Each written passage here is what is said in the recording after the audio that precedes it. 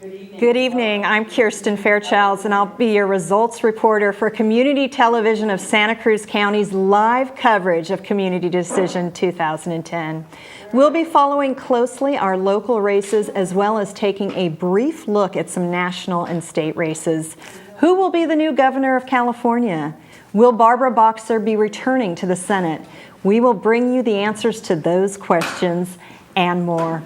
All of our state propositions will have a major impact on life in Santa Cruz County, especially Prop 21, which is to fund our numerous state parks. On the local level, Tony Campos and Greg Caput will be vying for the 4th District seat on the County Board of Supervisors.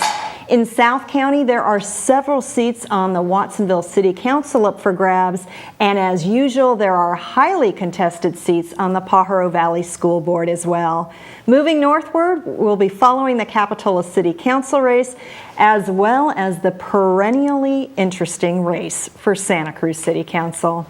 There will also be results for the numerous school, fire, and water boards, so stay tuned for the best and most extensive local election coverage in Santa Cruz County. And now let's check in with Becca King-Reed to discuss the national results.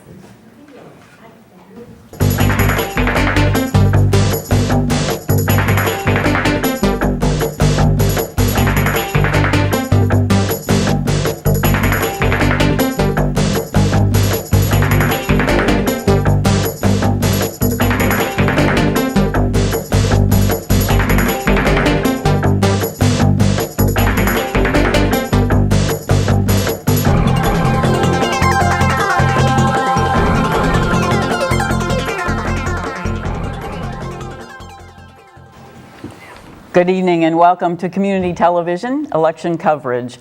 I'm Becca King-Reed, my co-host Timothy Barrett, and joining us tonight are former Assemblyman, John Laird, Reverend Deborah Johnson, and Randy Johnson of the City Council for Scotts Valley. Good evening, gentlemen and ladies. And I'd like to welcome you to our panel as well. Thank you for being here. And also to make a shout out to everybody in Santa Cruz County that there's still time to vote. If you haven't voted yet, please, if there's one thing you do today, make it to the polls. Most people tend to ignore many people tend to ignore the midterm elections, but this one actually will decide some very critical issues. So usually the polls are located just a few minutes from your home, so get out there and get to the poll and cast your vote. Okay, you still have 30 minutes, so rush out there, set that DVR. Thanks for joining us tonight. You know, two of you were here last year, and you are a new addition, Mr. Johnson, and it's great to have you aboard. Thank you. The election last year was a whole different kettle of fish, and now this is one of the most exciting midterm elections that we've had in a long time. I'd like to sort of put it in context why this one is so exciting, and it's mostly because of the 2008 election. Now, I thought I would go back and look at what was said on that broadcast and ask you a couple questions about what you think now. Now, Mr. Laird, you had a very interesting comment about how Barack Obama was able to get out the vote and energize young people and get them involved. And you mentioned Ronald Reagan, Robert Kennedy also brought people into politics, and we're still seeing them on the scene now. And you said it is our job to make sure that people feel they have a stake and want to stay around. What do you think? Do they still feel that way? Well, I think many of them still do feel that way, but we're in the middle of just starting the third year of the biggest economic downturn in the memory of most people living right now in the United States, and it colors everything. If you can't get a job, if you can't put food on the table, if you're hanging by a thread with other people depending on you economically, it colors everything. And I think the hardest thing about this election is that people wish to assign blame for that. And that's part of why there's a big difference between what is happening across the country tonight, although as we're going to talk about it, I think it'll be a little different in California, and what happened in 2008. Yes, and do you think that you mentioned that people are frustrated and they are some of them are actually in danger, and do you think that they are expecting too much too soon? Well, I think there's a part of that, although the irony is that if you look at the first 2 years or 18 months of a presidency, almost as much was accomplished in this one as anyone since FDR. The meaningful financial regulation, propping up the economy to keep worse things from happening, healthcare reform, some of the other things, that's monumental at the beginning, but it didn't appear to change the economic trends, and I think that's what the overriding issue is. It's kind of hard to tell people it could have been worse. It really is, and I think one of the challenges has been, should he have gone for jobs rather than health care, but they would have been public jobs. And I think over time people look back at health care as really significant and one of the most significant things in modern times, but the economy colors it. And you'll see every single candidate talking about jobs, and that's what it is. And if the House, in fact, does switch to a Republican majority, what are they going to do to deal with jobs with the same tools that people have had the last 2 years? Reverend Johnson, you had an interesting comment. The talk was all about the first African-American president, and you had commented that that was great and it was a big step forward, but there were still many issues in the African-American community that needed to be dealt with, and you were hoping to see some change. Did you see the kind of change you were hoping for?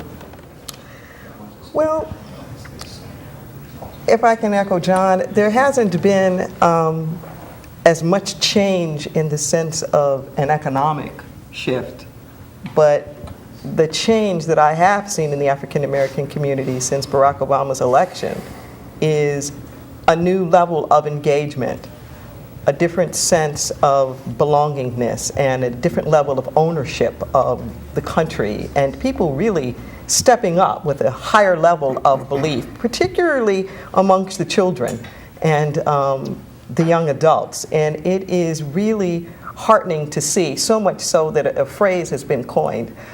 You'll hear parents say, "My child has been Baracked," which is to mean that they have suddenly been instilled with a new sense of self-confidence and possibility.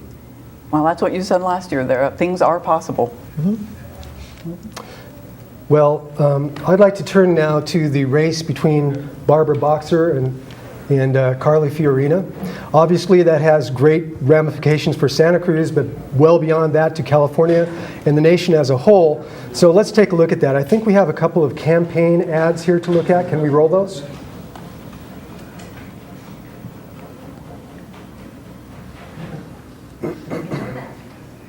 Barbara Boxer's big government mean more jobs? No, it means more taxes. Jobs come from the small businesses that Barbara Boxer's big government is helping destroy. I'm Carly Fiorina.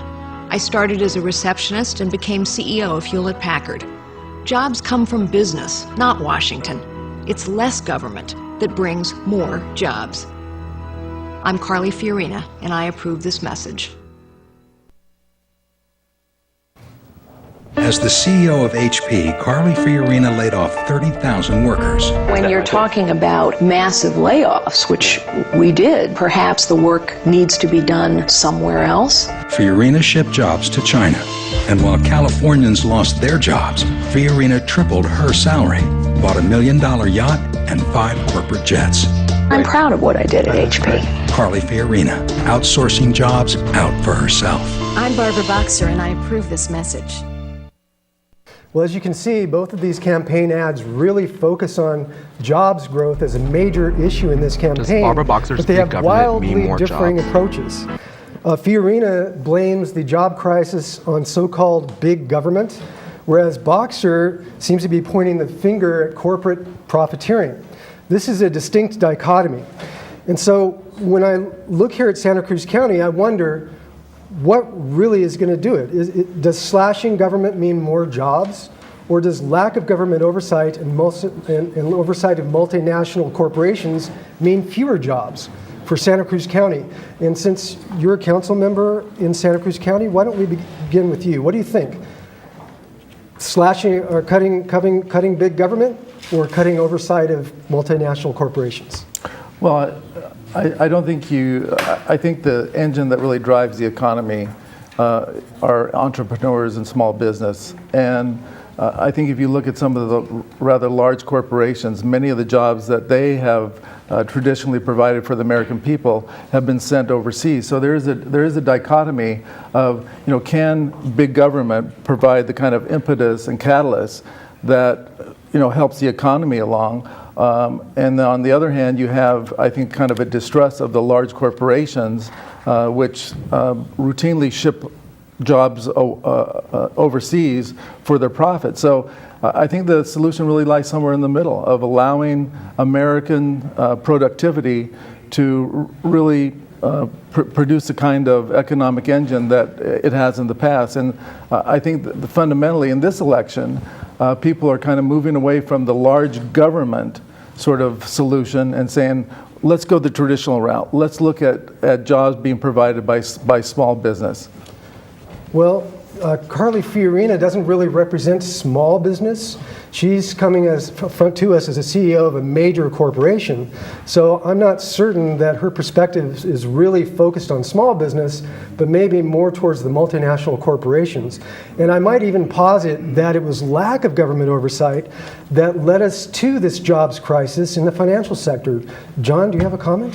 Well, I agree. I think that it was lack of oversight, and if there'd been some regulation in the financial markets to keep some of these manipulations from happening, it might have better protected us. But also, what we saw in those ads was the politics of the situation, not just the substance of the issues. And Carly Fiorina has been on the defensive all the way through without rebutting.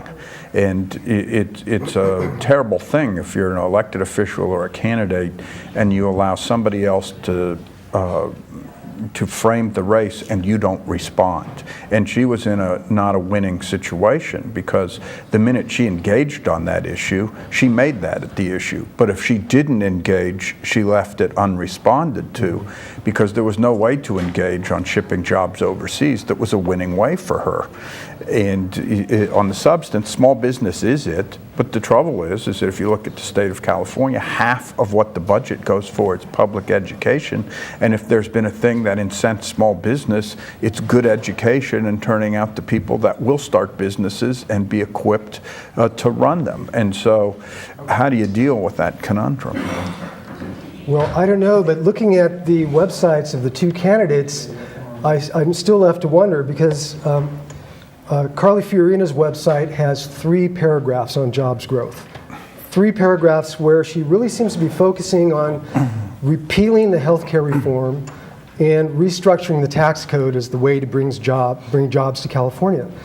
On Barbara Boxer's website, she has 36 bullet points, 36 that begin with making California the hub of the clean energy economy and end with reforming Wall Street by cracking down on financial speculation. This is a huge difference in worldview, in my opinion, and in depth of understanding of the situation. I mean, that's just the way it appears to me. 36 points against 3 paragraphs with 2 points. So I'm wondering, and I'd like to ask the panel, really, what's it going to be? Is lowering the tax rate and doing away with health care reform what's going to bring jobs to California? Or is it going to be the clean energy economy that many people are hoping for? Well, I'll jump in first, but those things are, in some ways, are mutually exclusive. If we have $1 trillion deficit a year, you don't lower taxes and repeal health care, which was actually going to save the budget hundreds of millions a year. You're not looking at the bottom line of the federal budget. And the real thing is long term, with education and investment in green jobs, how are we going to move with the environment and the economy, but how are we going to balance the budget? And that doesn't speak, even your question doesn't speak to that clearly, because there are no easy choices. Mm-hmm. I think one of the difficult things as we speak about the job recovery is that we have found that many of the companies that have experienced government bailouts have in fact reached a certain level of financial recovery, but that has not translated into them creating more jobs. There was an assumption that had been made that if these companies were able to stay fiscally solvent and still exist, then in fact they would create jobs. But that isn't what's happening. What we're finding is that these companies are, in fact, holding on to the money for, quote unquote, the rainy day, and are not reinvesting it in the very people. Okay, well, thank you for those comments. This is a race that's still in play, and I think we have a video to go to. Thanks. Here with Congressman Sam Farr. Congressman, welcome. Thank you very much. So you're running for your 10th term in office here. 10th term. And how are you finding this race shaping up for you? Well, I think every race, you go out and tell the people why you want to be reelected. I mean, what you've done for them, you run on your record. I think I have a very impressive record for this area. And, you know, the area is really hurting right now for jobs. I mean, my priority is jobs, jobs, jobs. You go through all the main streets of every town except Santa Cruz, and almost every store or other store is closed. You see, you know, that's a family or more families that are hurting, that don't have jobs, don't have health insurance, and have all the other problems. So we've got to boost the job growth here dramatically, and I think that's the message all across the nation. Okay. And you're often looked to represent some of the more progressive viewpoints, and I'm assuming that you're seeing more of the conservative upswelling, even here in Carmel and Santa Cruz and Watsonville and San Benito County, you know? Well, we'll see that. I mean, there have been more candidates that filed to run against me than ever before. We have 4 or 5 other candidates that are running, so the vote will be split up more than it has been in the past. But I find I've got really strong support here in all registrations. I mean, I'm a Democrat, but I get support by Republicans and certainly by the independents here. And I think that's because, you know, I'm the representative in Congress. I'm the voice and the vote for the people in the 17th congressional districts, Monterey, Santa Cruz, and San Benito counties, and not all of Santa Cruz. Anna Eshoo, my partner Anna Eshoo, represents a good portion of Scotts Valley and the mountains of Santa Cruz. But I think our voting record, it's not just our voting record, it's not just about going and voting, it's about what are you doing to set the agenda to make sure that the problems that the federal government can solve, where we're the partner with local and state government, that we are really in there, that we're engaged in that. And, you know, we're doing some big stuff worldwide, which is saving the oceans with my legislation. We've done some remarkable things to get some health care here for veterans, a Veterans Health Care Center here in Santa Cruz, Capitola. Now, you must also be watching the propositions that would potentially cover redistricting your district and Anna Eshoo's district, right? Yes, Anna Eshoo and I are actually, Anna and Eshoo are supporting Proposition 27, and our good friend Fred Keeley's supporting Proposition, 20, I think it is. We're opposite on that, and I'm supporting 27 because we want a Senate seat back here in the Central Coast, and we think the process ought to be transparent and accountable. I think the legislature is the best place to get that transparency, so I hope that proposition passes, or at least that 20 doesn't. We'll see. Okay, so quickly, you know, we're starting to see results from the national elections. What is this groundswell going to mean for you for the next 2 years? Well, first of all, I'm not sure that it is a groundswell, but if it is, I've served in the minority before when the Republicans took over in 1994, and you see that every year after that, the Democrats got stronger. We'll survive. This district will survive. I can work with Republicans. I can get things done. And not as much as we can get done. You've done a lot. You voted for the federal stimulus package, for... the stimulus package has really helped. We brought $300 million in. If those are jobs that were either saved or improved. We brought in money for schools, saved a lot of school teachers' jobs this year. I'm going to keep fighting for this area. Mm-hmm. Okay. Now, a little bit of good news for you. The Penny Ice Creamery video that probably a lot of viewers have seen. That YouTube video has gone national, thanking you for voting for the federal stimulus package, among other elected representatives of the area. You want to talk a little bit about that? Well, first of all, I saw the video the minute it came out. Everybody, I've got all kinds of people calling and emailing me and said, you got to take a look at it. And I went and looked at it, and I was just amazed because I've been an elected officer a long time and get a lot of thank yous. I've never seen a thank you like that. It was so clever. But more than that, it was so factual and so accountable as to how the political process works. They were thanking us for a vote in Washington, that released money and also approved low interest rate loans for small businesses. They got a 90% loan guarantee. They went to a local bank. They got a small business loan. That small business loan allowed them to remodel. Now they have a business. And everybody who remodeled and who works there thanked us because they all got jobs. Well, thank you very much, Congressman Farr. You know, we'll try and do a better job of thanking you on the way out. Thank you for coming in. And now back to live coverage on Community Decision 2010. Thank you, Congressman Sam Farr. We're going to say goodbye to our panel now. We thank you so much for joining us. John Laird, Reverend Deborah Johnson, and Councilman Randy Johnson. Kirsten? Thank you.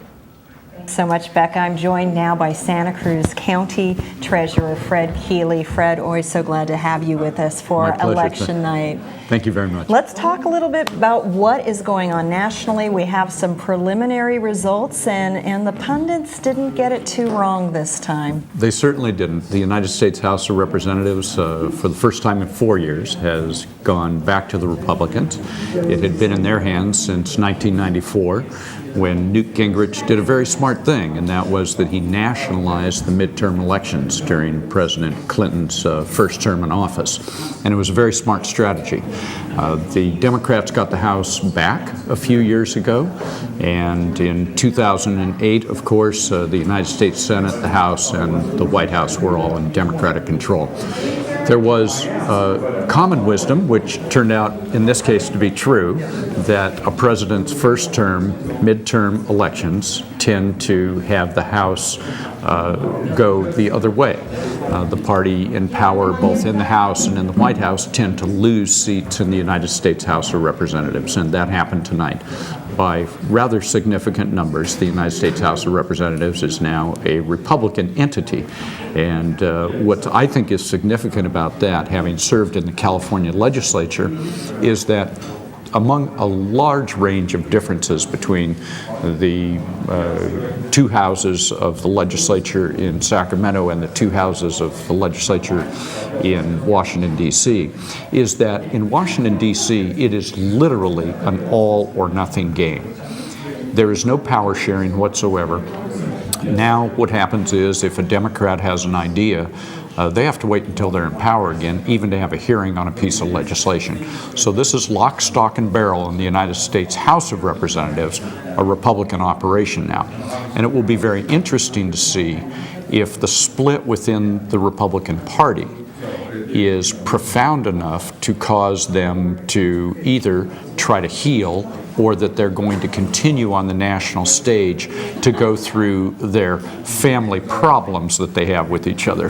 So, for example, what was huge tonight is the import of the Tea Party within the Republican Party. As opposed to a Republican-Democrat thing, this is a Tea Party Republican thing that is going on. Fred Keeley, we hope to have you here tonight, really shedding some insight on what's going on. And Skype has certainly changed the way we all communicate with one another. And we're going to take the opportunity right now to head down to the South County. Let's send it over to Watsonville. Standing by. 3, 1, you're on. And good evening, Community Television of Santa Cruz. My name is Sandino Gomez, and I'm down here at the Pajaro Valley Democratic Club headquarters and the election offices, and we're here with a very tired but still very enthusiastic volunteer, Maria Orozco. How you doing?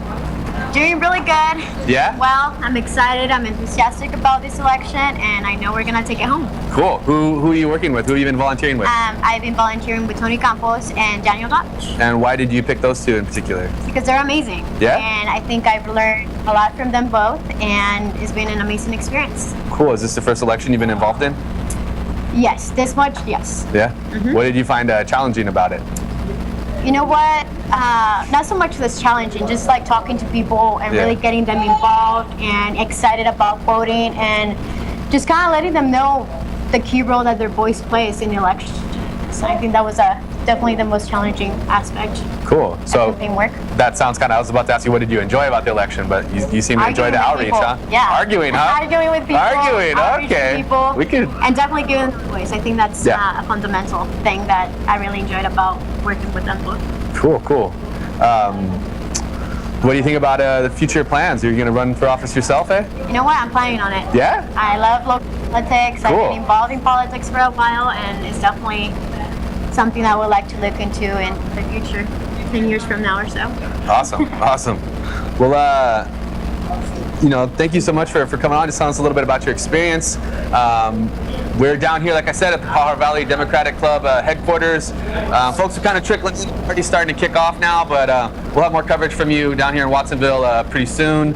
I'm not sure, maybe we could grab another volunteer who felt like saying a thing or two. Come on, folks, don't be scared. Joe, come on, Joe. You got some good buttons right there, man. Let's get you up here. Let's get you up here. Excuse me, ma'am. Hello, thank you. Grab that. And if you just step a little closer to me, sir. Yes. We'll get you in the frame here. We'll get you mic'd up. And, all right. What's your name, man? My name is Dr. Joseph Eaton. Dr. Joseph Eaton, actual doctor. Of theology. Of theology, okay. Cool. What do you call it? Theologian? Good enough. Theologian, there it is. Cool. Well, tell us a little bit about your experience here in the election. I've had great experience. Everybody has been really diligent and done a really good job. People are really dedicated to the working party, and that's the plug I could put in, is that Democrats do what the Bible tells us, and that's that we work so others may have. It's the workers' party. Fair enough. There it is. Great, man. Thank you so much. Great time. Thank you. Yeah, you too. Yeah. I thought you meant to drag it out. You gotta Thank have clear you too. so much to our folks down in Watsonville. I'm sure we'll check in with them soon. Electronic voting continues to be a hot topic in this election. How reliable is it, and how does it work? We look back to 2008 with this demonstration of how your vote counts with Santa Cruz County Clerk Gail Pellerin. I'm Gail Pellerin. I'm the Santa Cruz County Clerk, and today I'm going to demonstrate our touchscreen voting unit. This system was first introduced in Santa Cruz County in the November 2006 election. It is compliant with the federal Help America Vote Act that provides for a voting unit where a person who is disabled, visually impaired, or physically impaired can vote independently and privately. So first today I'm going to demonstrate the touchscreen unit. It's a Sequoia voting unit, and it comes equipped with the voter verified paper audit trail. And certainly when you're here to vote, this is all covered up for a secrecy panel, but I'm going to keep this open so you can see it. I'm going to select English. And again, it's just a touchscreen unit. If I were visually impaired, you can plug in an audio unit in the back and I can have the ballot read to me, and the screen would go blank. I'm Gail Pellerin. I'm the Santa Cruz County Clerk, and today I'm going to demonstrate our touchscreen voting unit. This system was first introduced in Santa Cruz County in the November 2006 election. It is compliant with the federal Help America Vote Act that provides for a voting unit where a person who is disabled, visually impaired, or physically impaired can vote independently and privately. So first today I'm going to demonstrate the touchscreen unit. It's a Sequoia voting unit, and it comes equipped with the voter verified paper audit trail. And certainly when you're here to vote, this is all covered up for a secrecy panel, but I'm going to keep this open so you can see it. I'm going to select English. And again, it's just a touchscreen unit. If I were visually impaired, you can plug in an audio unit in the back and I can have the ballot read to me, and the screen would go blank for voters who are visually impaired. And to make selections, a voter just selects a choice. If they change their mind, they can select it again. And so I look at this screen and I agree with the choices I have there, and I want to go ahead and cast it. And to cast it, you just touch here to print and view a paper ballot record of your ballot. So I'm going to touch there. And as you can see here now, it's printing my votes.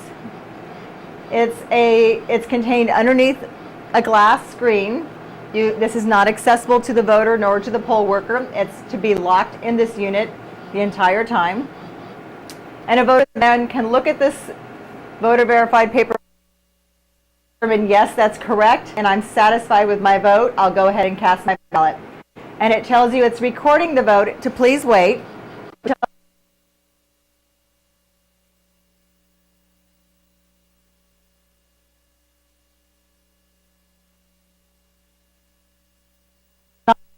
You're watching live election until they results see the coverage green on thank you community screen, television meaning that their in Santa vote has Cruz been County. recorded. It's been printed on the voter You're verified watching paper. live election results coverage on community television of Santa Cruz County. You're watching live election results coverage on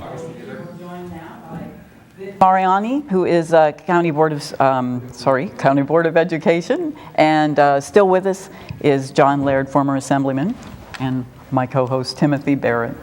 We want to move now to the state elections, and the biggest one is the governor, and of course that's been some kind of contest. It's the thing that I think has made it rather riveting is the amount of money that's been spent on this election, and particularly by Meg Whitman, who seems to be outspending her opponent by, I think the number is 6-1.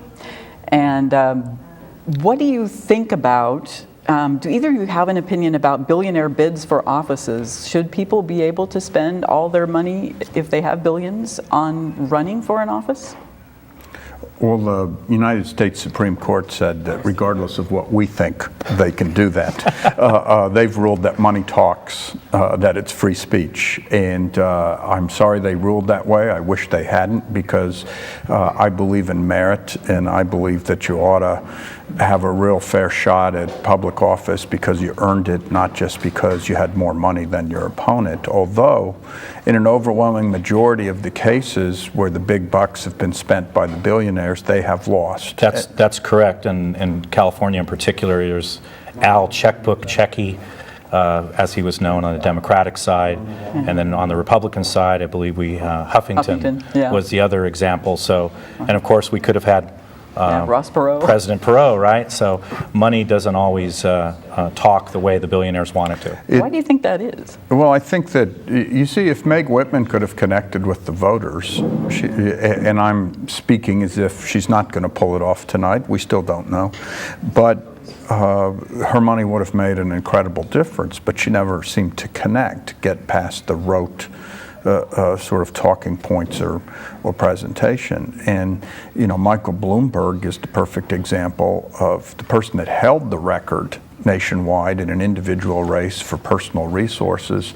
Been very successful as a 3-term mayor of New York because he knows how to be a politician together with having the money. There's an exception almost to any rule, but I think that it's been so overwhelming for a year. You can't turn on the TV unless you have a TiVo and you can go through it and not just be overwhelmed by ads. And I think people have gotten very tired of it. Meg Whitman's ad budget the last couple of weeks has been $4.6 million a week, and average viewers are seeing at least 23 of her ads a week. It seems like really an extreme amount. But what about companies that are buying or helping to fund politicians? I mean, they've always done it, but now they're able to do it in such a way that no one knows. I think that the Chambers of Commerce, the United States Chambers of Commerce, has spent $75 million on advertising for candidates that they prefer. Well, actually, going back to the Supreme Court example that John was talking about, we sort of can't pick and choose. You know, when you have the Supreme Court, they lay down the law. And it's not just companies, it's unions, it's employee groups. And actually, when you add up the numbers, the union employee group, government worker types, have actually spent more than the company folks have. So I don't think that's true in this cycle. In this particular cycle nationally, I think it's by tens of millions of dollars the other way. But the question, either way, it begs the question about what their influence is. And, you know, I just was in a barn burner of a race this summer, and I think, and I went dark and did not advertise on television in the runoff race, while people on behalf of my opponent that were these big corporations spent a couple of $1 million in a Senate district, and yet by going grassroots and dealing with some mail and really dealing, you know, at the precinct level, we cut the margin in half. And I think that if there are people that are active and involved, it does counteract this. But this year, with the Supreme Court case, what hasn't sorted itself out yet is the reporting in a way that it's becoming clear how much is going in and who's doing it in what way. And as Vic said, there are permutations to that because there have been loopholes in California law where if you give to the party has a different reporting schedule, and you find out after the election in certain cases who gave to the party and sort of what the trail of the money was. Or even nonprofits. But now it's nonprofits, exactly. So it's not as simple as just evil corporations and union. There's all sorts of different players in the mix now, and now they're going to be looking at Form 990s and all kinds of things, a full year after the election to get transparency, which is I think what you're trying to. Exactly. Drive no at. one knows who's giving money to these groups who give money and buy ads. Exactly. Right. Should there be a limit on how much people could, as people who have campaigned? Is there what would you think about a limit for everyone about how much can be spent on an election? You see, that is hard to do under the court cases. I support limits. And you can do limits and trade-offs for things electorally. In California, it's basically been if you agree to a limit, you get a ballot statement in the voter pamphlet as the trade-off. The city of Santa Cruz has one where there's a mail-out or certain things that happen in exchange for accepting the limits. Maine, Arizona, they have what's known as clean money that the voters have rejected in California, which is you can get public money in exchange for raising $2,500 $5 contributions and do that. And then if somebody comes in that's a billionaire, it blows off the limits and you can try to figure out ways to equalize it. But given the Supreme Court decision, you have to find these other ways to do it to be able to make limits hold. Okay, well, let's move on to the propositions. Yes, I'd like to cover some of the propositions. One of particular interest to me is Proposition 23. And I think it fits right into this discussion of who's financing what in these campaigns. Of course, Proposition 23 suspends implementation of Air Pollution Control Law AB 32. Now, when I hear that, I have to ask myself, who is it that would want to suspend control of greenhouse emitting gases? Do either of you know? Yeah, well, of course. Okay. Yeah. If you have a TV, you know. Yeah. Because it's primarily funded by two Texas oil companies, although there's lots of contributors as well, Tesoro and Valero. Okay, right. Well, so there's basically over $10 million financing this campaign on just this one proposition. And over 90% of it is coming from out of the state, from, as you say, Valero, Tesoro, and Koch Industries, which are energy-related industries. So it's receiving such exposure because of all the money that's coming in. Now, on the other side of the campaign against this proposition, opposing Proposition 23, there are 65 public health care bodies, twice that number of California business organizations and companies, good government groups, consumer groups, seniors groups, public safety groups. I can't even count the numbers of California people, businesses, entities that are against Proposition 23. 53 California cities have come out in opposition to Proposition 23. There's too many to count. I couldn't count them all. They're so numerous. So my read on this is that with so much of California against Proposition 23, basically wanting to put some controls on greenhouse gases, I can't help but think that if Proposition 23 passes, Californians lose big time. Now, this fits right in with the conversation of campaign finance, I would think. Well, I think you just answered your own question, though. Okay. Because I think there's a question in there somewhere. But the point is that when you turned over the paper and you read all those groups, clearly, if it's that kind of massive opposition, then it will probably fail significantly. I mean, I haven't seen any numbers and the polls just closed, but the voters tend to sort these things out. Well, in this case, it's very interesting because the voters overwhelmingly in every poll support efforts to deal with climate change and greenhouse gas emissions. There was a Public Policy Institute poll last year that showed that 60% of Californians thought that needed to be done and the law that was in place was a good law.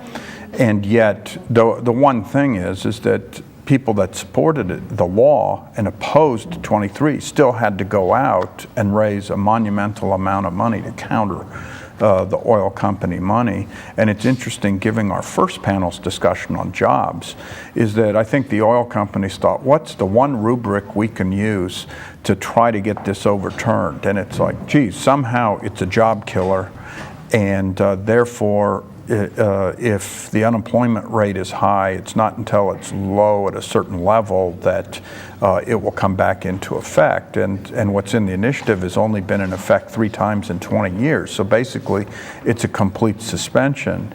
And I was one of the original co-authors of AB 32 in the legislature, so I should admit some bias. But the thing that I enjoyed in my floor speech is this was the only bill the Chamber of Commerce called the job killer that Governor Schwarzenegger has signed in his 7 years as governor. And I stood up and said, well, apparently they don't take into account in how they describe something as a job killer, whether the ultimate shutdown of the climate of the planet will kill jobs, and just doesn't seem to fit in their system. And I think Proposition 23 will go down overwhelmingly in Santa Cruz County, and I suspect it'll go down strongly statewide because it's in keeping with where the people were all the way along. And I think Meg Whitman, the Republican governor's candidate, was forced to come out against it a couple of weeks ago because even she knew it was very bad politics to be against an overwhelming majority of the people of California that think we ought to do something about this. So even the $10 million can't sex up that proposition enough and make it enough about jobs, or seemingly about jobs. It's like the old saying, you know, if you have a pig and you put a dress on it, it's still a pig with a dress. Okay. So, you know. He had to say dress because Sarah Palin says lipstick is not what you can talk about pigs anymore. I'm not big on. Thank you for that, John. I'm not big on lipstick. I leave that to my daughters to take care of those sorts of things. But I guess what I'm trying to say is that the voters tend to sort these things out. And you can sit there and, you know, get upset and rail against, you know, 10 million or 100 million or whatever, but that's not, money does not define what's going to happen. It's similar to our jury system. You know, 12 people go there, they listen to the evidence, and they tend to come back with they sort things out. And I think the voters in California tend to sort things out. And I disagree a little bit because there are a lot of propositions where it comes in with special interest money and there's not this ability to raise. Take, for example, the PG&E initiative in the June primary. Miraculously, the voters did sort it out with $100,000 raised against it. Yeah, but that is not, that I think is the exception. There are a couple of ballot measures on right now. The issue about fees, Prop 26, where I think there's much more money that was spent. What about Prop 19, the marijuana one? What about it? I'm just saying the money flowed into the yes side, not the no Prop side. 19, I think, is primal. Yeah, people have opinions about it, regardless about money that probably predated it even going on the ballot. But take, for example, Prop 24, where there were these tax breaks enacted that really affect the biggest businesses and disproportionately even affect businesses that are out of state of California.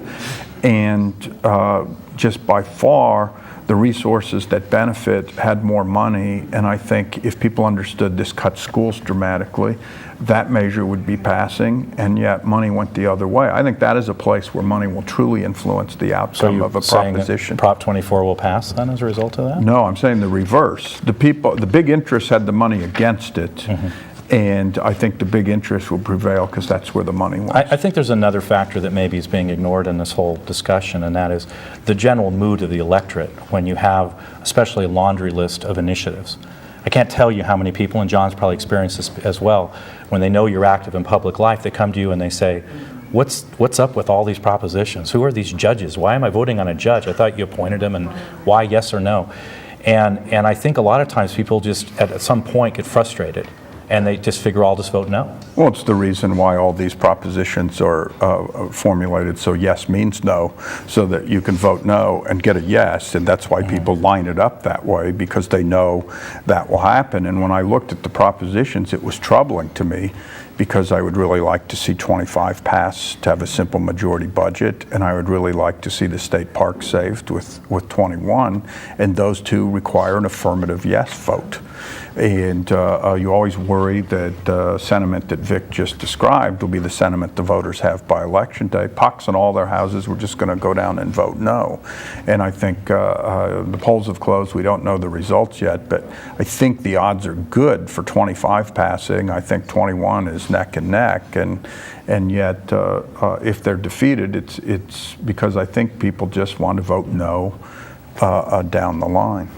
Well, I would suggest maybe that having so much money come into certain propositions and certain campaigns tends to fill the media with those images, drowning out some of these other obscure, seemingly more obscure, but just as important propositions. Well, you see, we were talking about 24, I was, and the reason I think it disproves the point is if you have enough money and the other side doesn't have as much, you can frame the issue in certain ones. And in that one, it hasn't even gone into effect yet.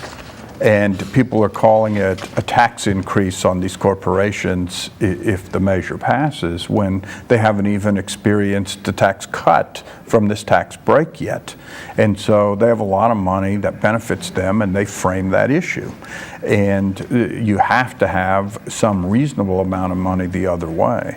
The other thing that maybe, once again, part of the discussion needs to be, how do these propositions even get on the ballot? There's a whole cottage industry surrounding that requires a lot of money just to get the signatures. Californians voted on whether or not people could eat horse meat 10 years ago, and it's because somebody had $1 million to qualify it for the ballot. Well, this is an issue that's not going away tomorrow. No. Especially the horse meat thing, we hope goes away. Joining us now on the phone is Bruce McPherson. Mr. McPherson, are you there? Yes, I am. Thank you so much for joining us this evening. You're welcome. Nice to be here. This is this is an exciting election for a midterm. There's a lot going on. Yeah, it's I guess historic in some ways, but yeah, it is an exciting time. I wanted to ask you a question about, you have been a real leader in election reform. And we've heard some rumblings this week about election fraud in California, and what do you think about that? What kind of safeguards are there in place, and how do you think California will fare? Well, I think that there has been that charge by some. It hasn't been great to any degree, if any degree at all, and it's not something at the top of the list of the prosecutors' list, I should say, but I think that there are checks that you can have at the election place, the point of election. More people are voting by absentee now, so to match the signatures, to make sure they come in the envelope from where they were sent. And so there are some checks and balances there that I feel pretty confident. I surely did when I was Secretary of State that there wasn't election fraud in California. We hear also a lot about the enthusiasm gap, that people are not voting because they just think they don't make a difference, and that will make a difference in the balance of Republicans and Democrats.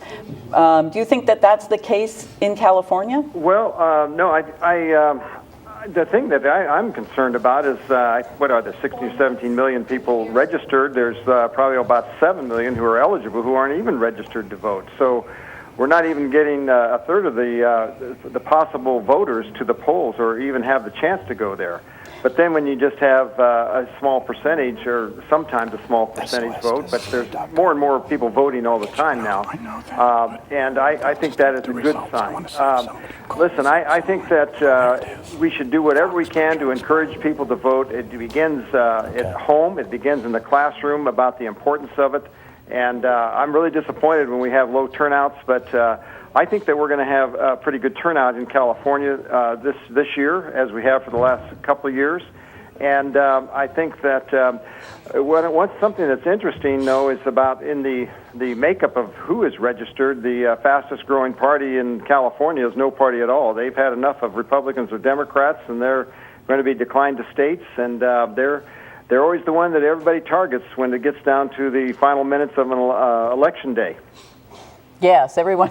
Yes, the decline to state is the vote to win, isn't it? That's right. It's huge, and people are very, very upset with the bickering between the parties now, and it's going to be very, very interesting to see what happens on the national scale with this huge, big win for the Republicans in the House.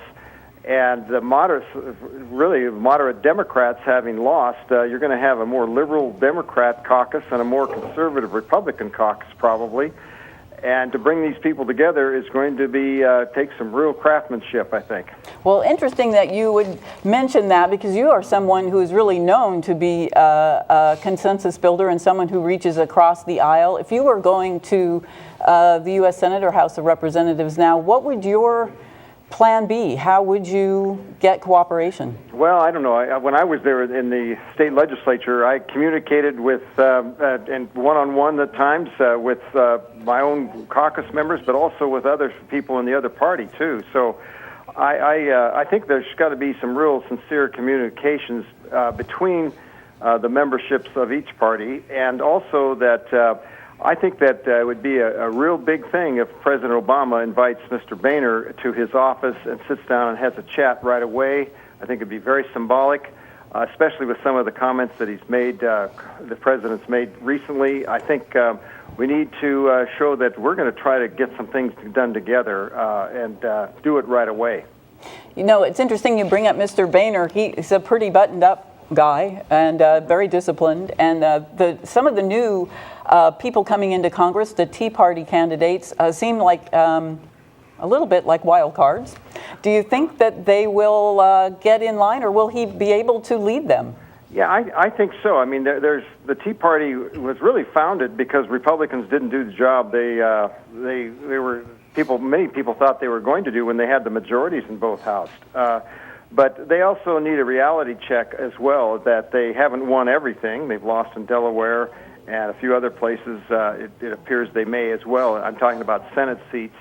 So it's not just a win-win all the way for them. I think that that really, though, we've really got to have some open communication, and it begins with the president's office. And I don't think he is, really, well, I don't know. From what I understood, he really didn't open those doors. He had really, he got his agenda through. It was smart for him. If he wanted to get the health care reform or a health care bill through, he needed to do it now, because it's going to be probably more difficult to get it done, of course, with the Republican majority in the House, but also with what's coming up in the upcoming races.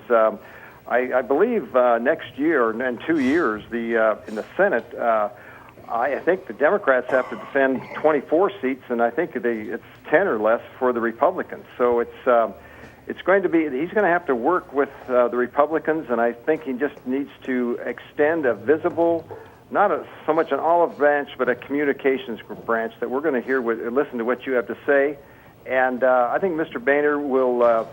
I don't know him at all, but I think that he's just going to want to be part of the conversation, which he claims he hasn't been in the last 2 years. Well, thank you, Bruce McPherson, for joining us this evening. And now, Kirsten, for results. Becca, thank you so much. Here again with the Santa Cruz County Treasurer, Fred Keeley. Fred, we talked briefly about the House earlier. Let's get to talk about the new governors that will be in office. Again, a really big night for the Republicans. I think this is a big night for Republicans at the state level. What we see, I think, is that as you move away from Washington, D.C., even though in a midterm election the party out of power is going to gain some seats, as they are in governorships, you see it as less of a fight than what is going on, especially in the United States Senate, where you have Republicans splitting between the Tea Party Republican candidates and the more traditional Republican candidates. The Tea Party Party is not participating essentially in governor's races throughout the United States. So you get a more accurate look at what is the mood of the public relative to Republican, Democrat, and clearly what's happening is in executive decisions, which governors are executives, in executive decisions, the decision is cutting in favor of the Republicans tonight.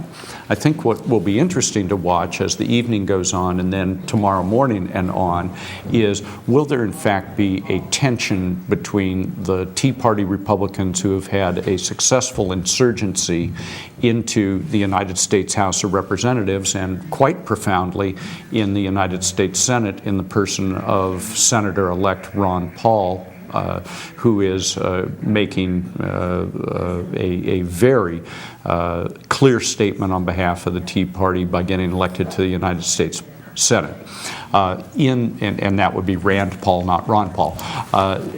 But in the state houses, it will be interesting to see how Republicans who are now governors are going to react when they see a fight within their party, a fight for the soul of their party going on nationally. How are they going to behave as governors and executives who have to deal with, frankly, some more mundane issues, the issues of health, human services, transportation, education, housing, and so on.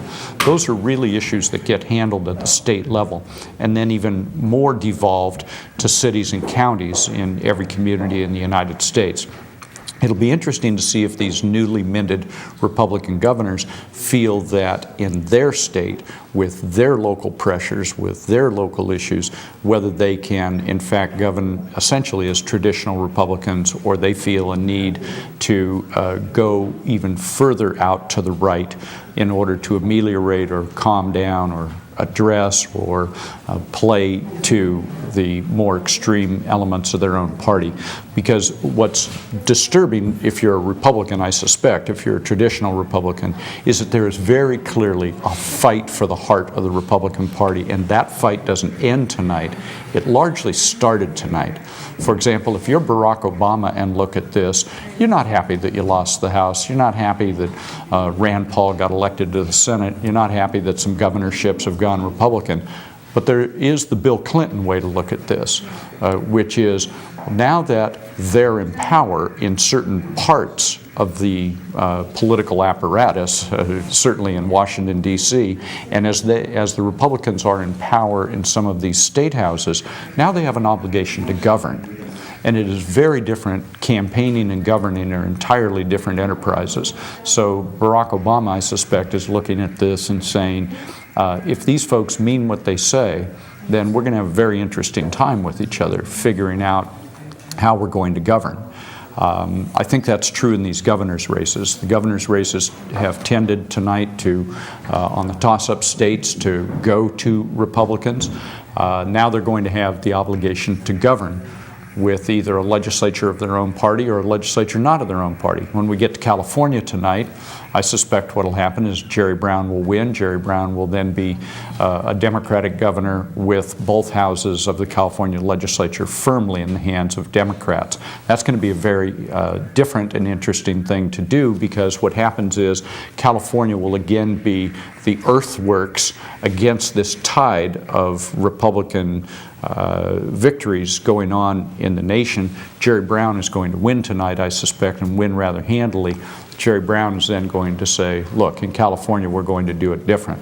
Now he'll have his own issues to deal with the Democratic legislature. I remember when I was in the legislature and Gray Davis became the governor 2 years into my service in the legislature. Pete Wilson had been the governor and Gray Davis got elected. I remember the Republican leader of the assembly walking up to me and say, good luck. And he said it with a sense of irony, and I said, what do you mean? He said, good luck working with a governor of your own party. So when there is that kind of consolidation, it can tend to raise expectations unreasonably, and you get about the business pretty quickly of realizing that the legislature and the governor may have somewhat different agendas, but governing is much different than campaigning. Well, thank you so much. As the night progresses, we will keep our eye on the national, state, and local elections. We'll have the results for you here, but right now we're going to step away just for a few minutes and we're going to check in with Free Speech Television. we're broadcasting live from here in the Denver studio. And joining us in studio, among other guests, is Leslie Herod. She is a policy analyst.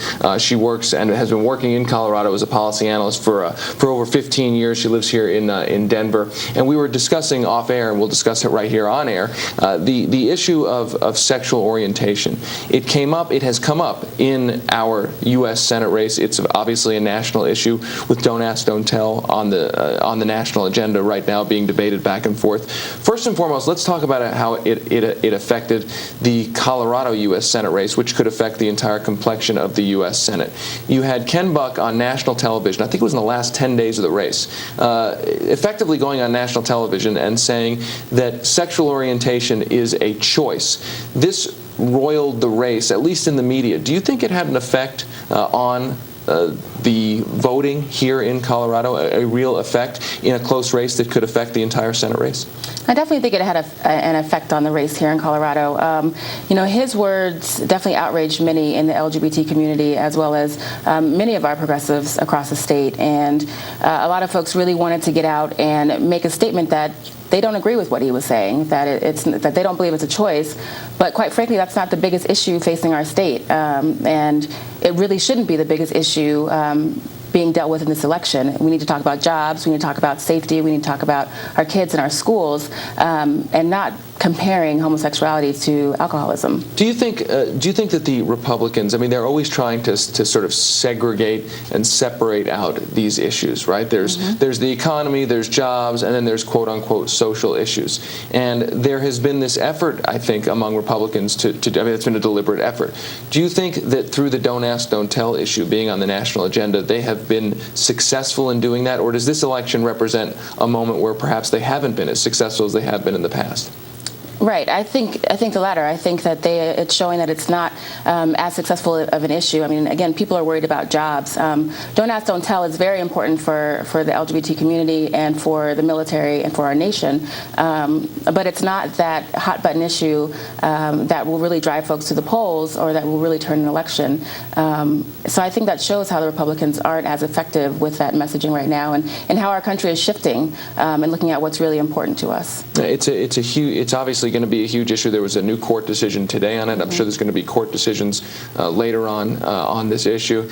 And very, very quickly, I mean, do you think this represents a difference from 2004? Right, 2004, the Republicans really tried to play this issue. Some say they overplayed it. Do you think this election on these sets of issues represents something different? I definitely do. Coming from a military family and also being a part of the LGBT community, Don't Ask, Don't Tell is very important to me. And I believe that our men and women should be able to serve in the military and openly serve in the military. But right now, again, there's other things going on, and we need to make sure that if we are allowing our folks to serve, that they're safe while they're serving. And those issues are things that will be addressed and that have been discussed. I really appreciate the Obama administration's effort to move this issue forward and definitely start and progress the dialogue around Don't Ask, Don't Tell. And I hope to see it continue. I know that the courts, we'll hear more from the courts soon. Hopefully we'll also see the legislature and our Congress move some things forward with the lame duck session. So yeah, I definitely think that it's representing a shift. Yeah, and I completely agree. I think it's been at least a shift in tenor, if not substance. That's it from here, at least for now. We're going to move it back now, of course, this broadcast on Free Speech TV, back to the Washington, D.C. Bureau.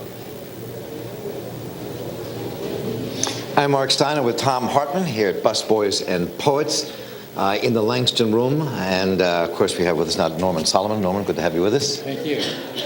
We've got our quick 10 minutes, so let's jump in it.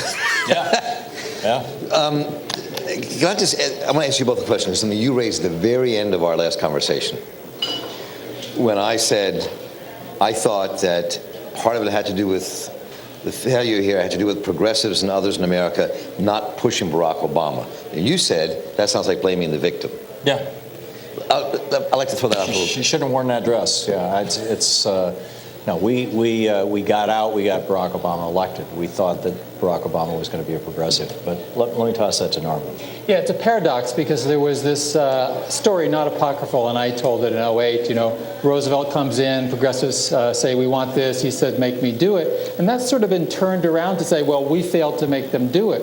Well, I think it's a combination of problems, and we have to deal with the mass media spin that says he overreached.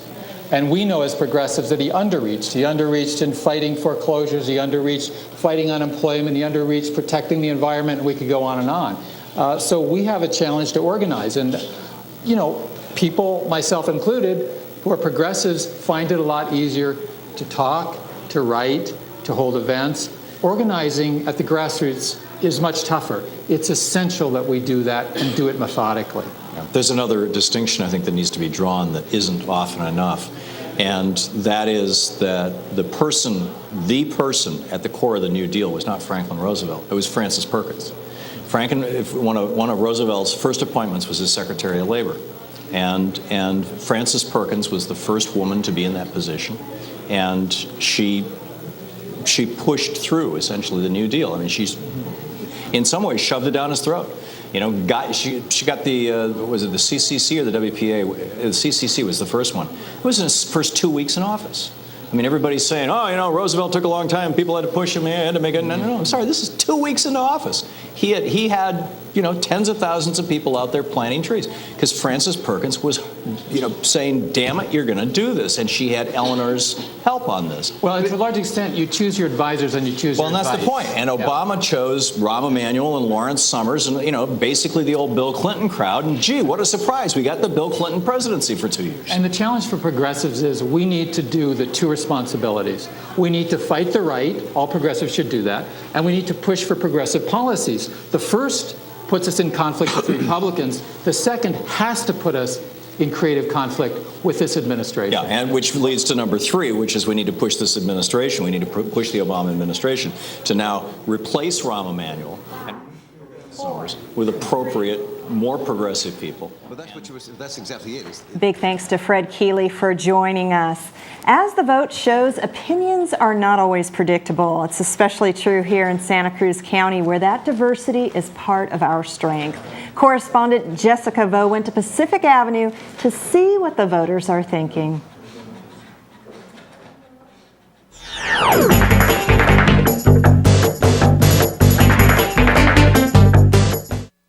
Hi, my name is Jessica Vo. I'm with Community Television of Santa Cruz County. Today is November 2nd, 2010, and it's Election Day. I'm here downtown on Pacific Avenue talking to people about the election. Let's hear what they had to say. So I have Fred here.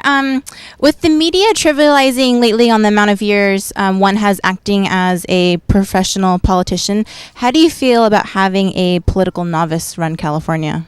I think it's terrible. Yeah. Like that. I think that I checked out a lot of Whitman's ads, and I've tried to follow them up with factcheck.org, and they're really ridiculous. Some of them are, I know because I'm old enough to remember back enough. And I think that she doesn't remember because she didn't bother to vote. Right. So. How do you feel about Barbara Boxer?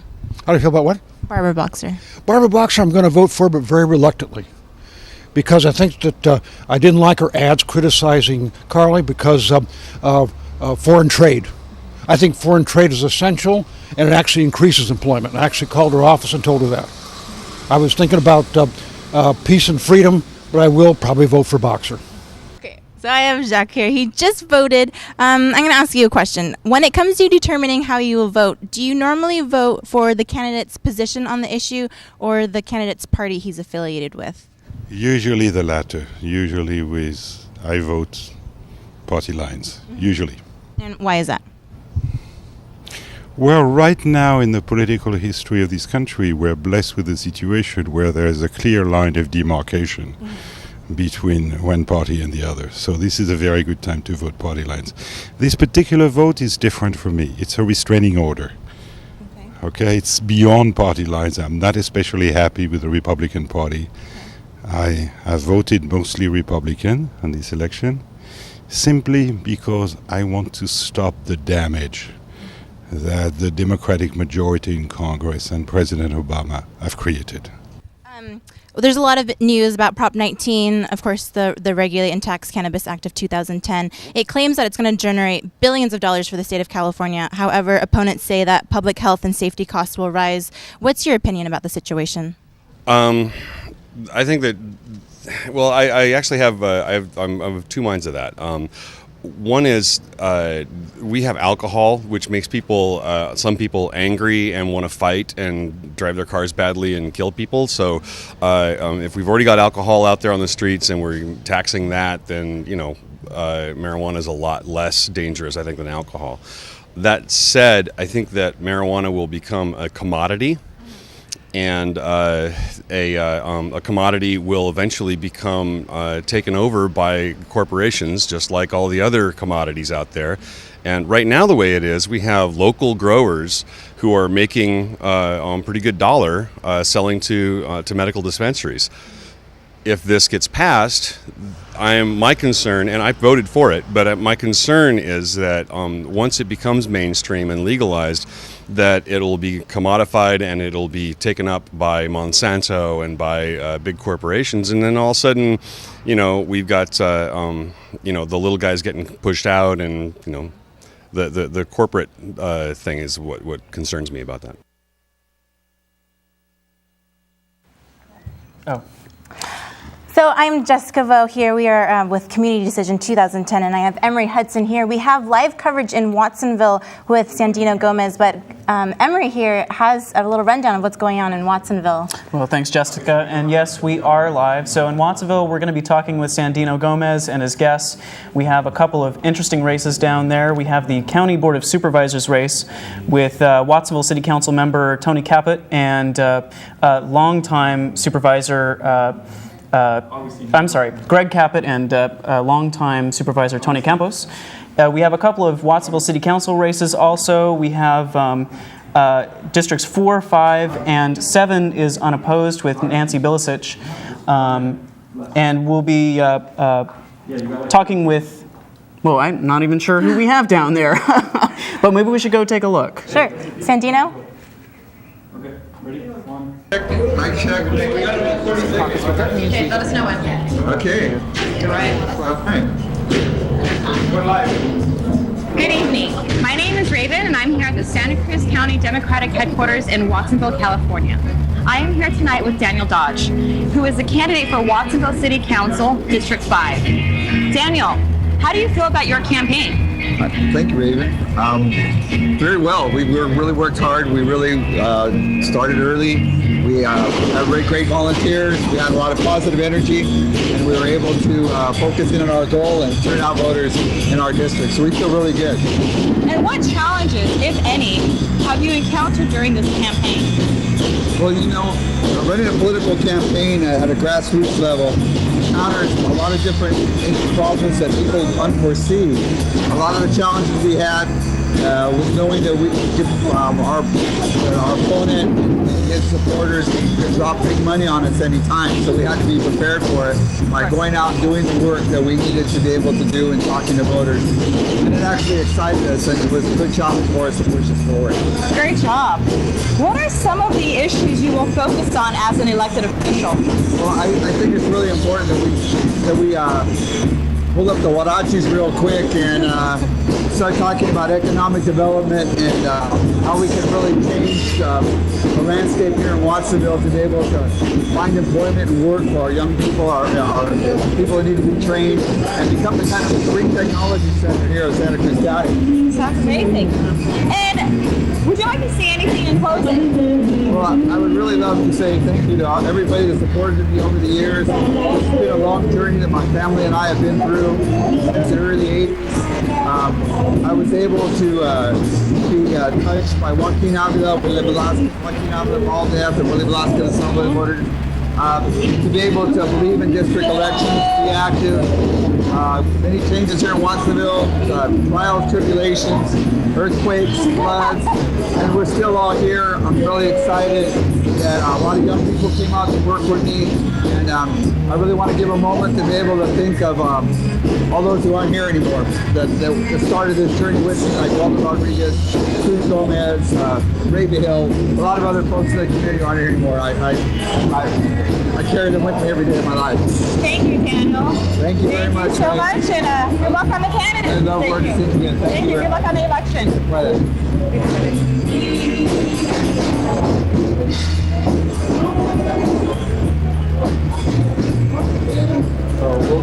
So that was live coverage from Raven in Watsonville. She was interviewing Daniel Dodge there. He looks like he has a lot of good agendas for the city council. All over the place. He's on our board of directors here at Community TV. And he talks about how there's a lack of education in the young population, how that leads to unemployment. I hope he has a lot of good proposals for the future. And we have Kirsten over with the live results. Thank you so much, Jessica. And we want to remind you that we will be on the air till 11 p.m. tonight. You are watching Community Decision 2010 here live on Community Television of Santa Cruz. And we don't have a lot of results in yet for the state, but we do have the vote by mail, the absentee reporting turnout. And right now, Jerry Brown leading in the governor's race by 64% to Meg Whitman's 31%. And again, that's just shy of 30,000 votes being counted. And again, for people who voted early or absentee voting, I actually voted early for the first time, took advantage here in Santa Cruz County and went down and voted over the weekend. And that was a new experience for me. But so we have those results. Jerry Brown right now in the lead, 64% of the vote. In the lieutenant governor's race, Gavin Newsom, the Democrat, with 59% of the vote. That is to the Republican Abel Maldonado's 33%. A bit of an upset there, but again, this is just the vote by mail results that we have gotten in. And again, please stay with us. We are live here in Santa Cruz, checking in down at Watsonville, plenty of action and fun down there. And right now we are going to check in back over to Jessica. Actually, let's go to a roll-in right now. We've had some packages put together beforehand, and we're going to head on over to that now.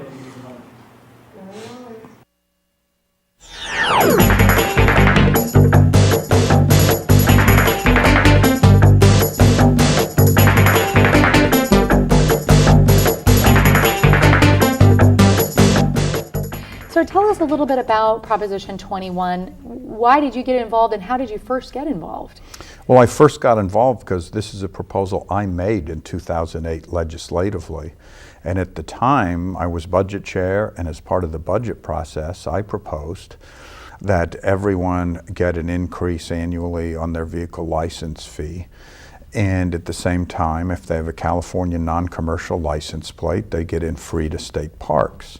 So it's not just that it raises the vehicle license fee by a little bit every year.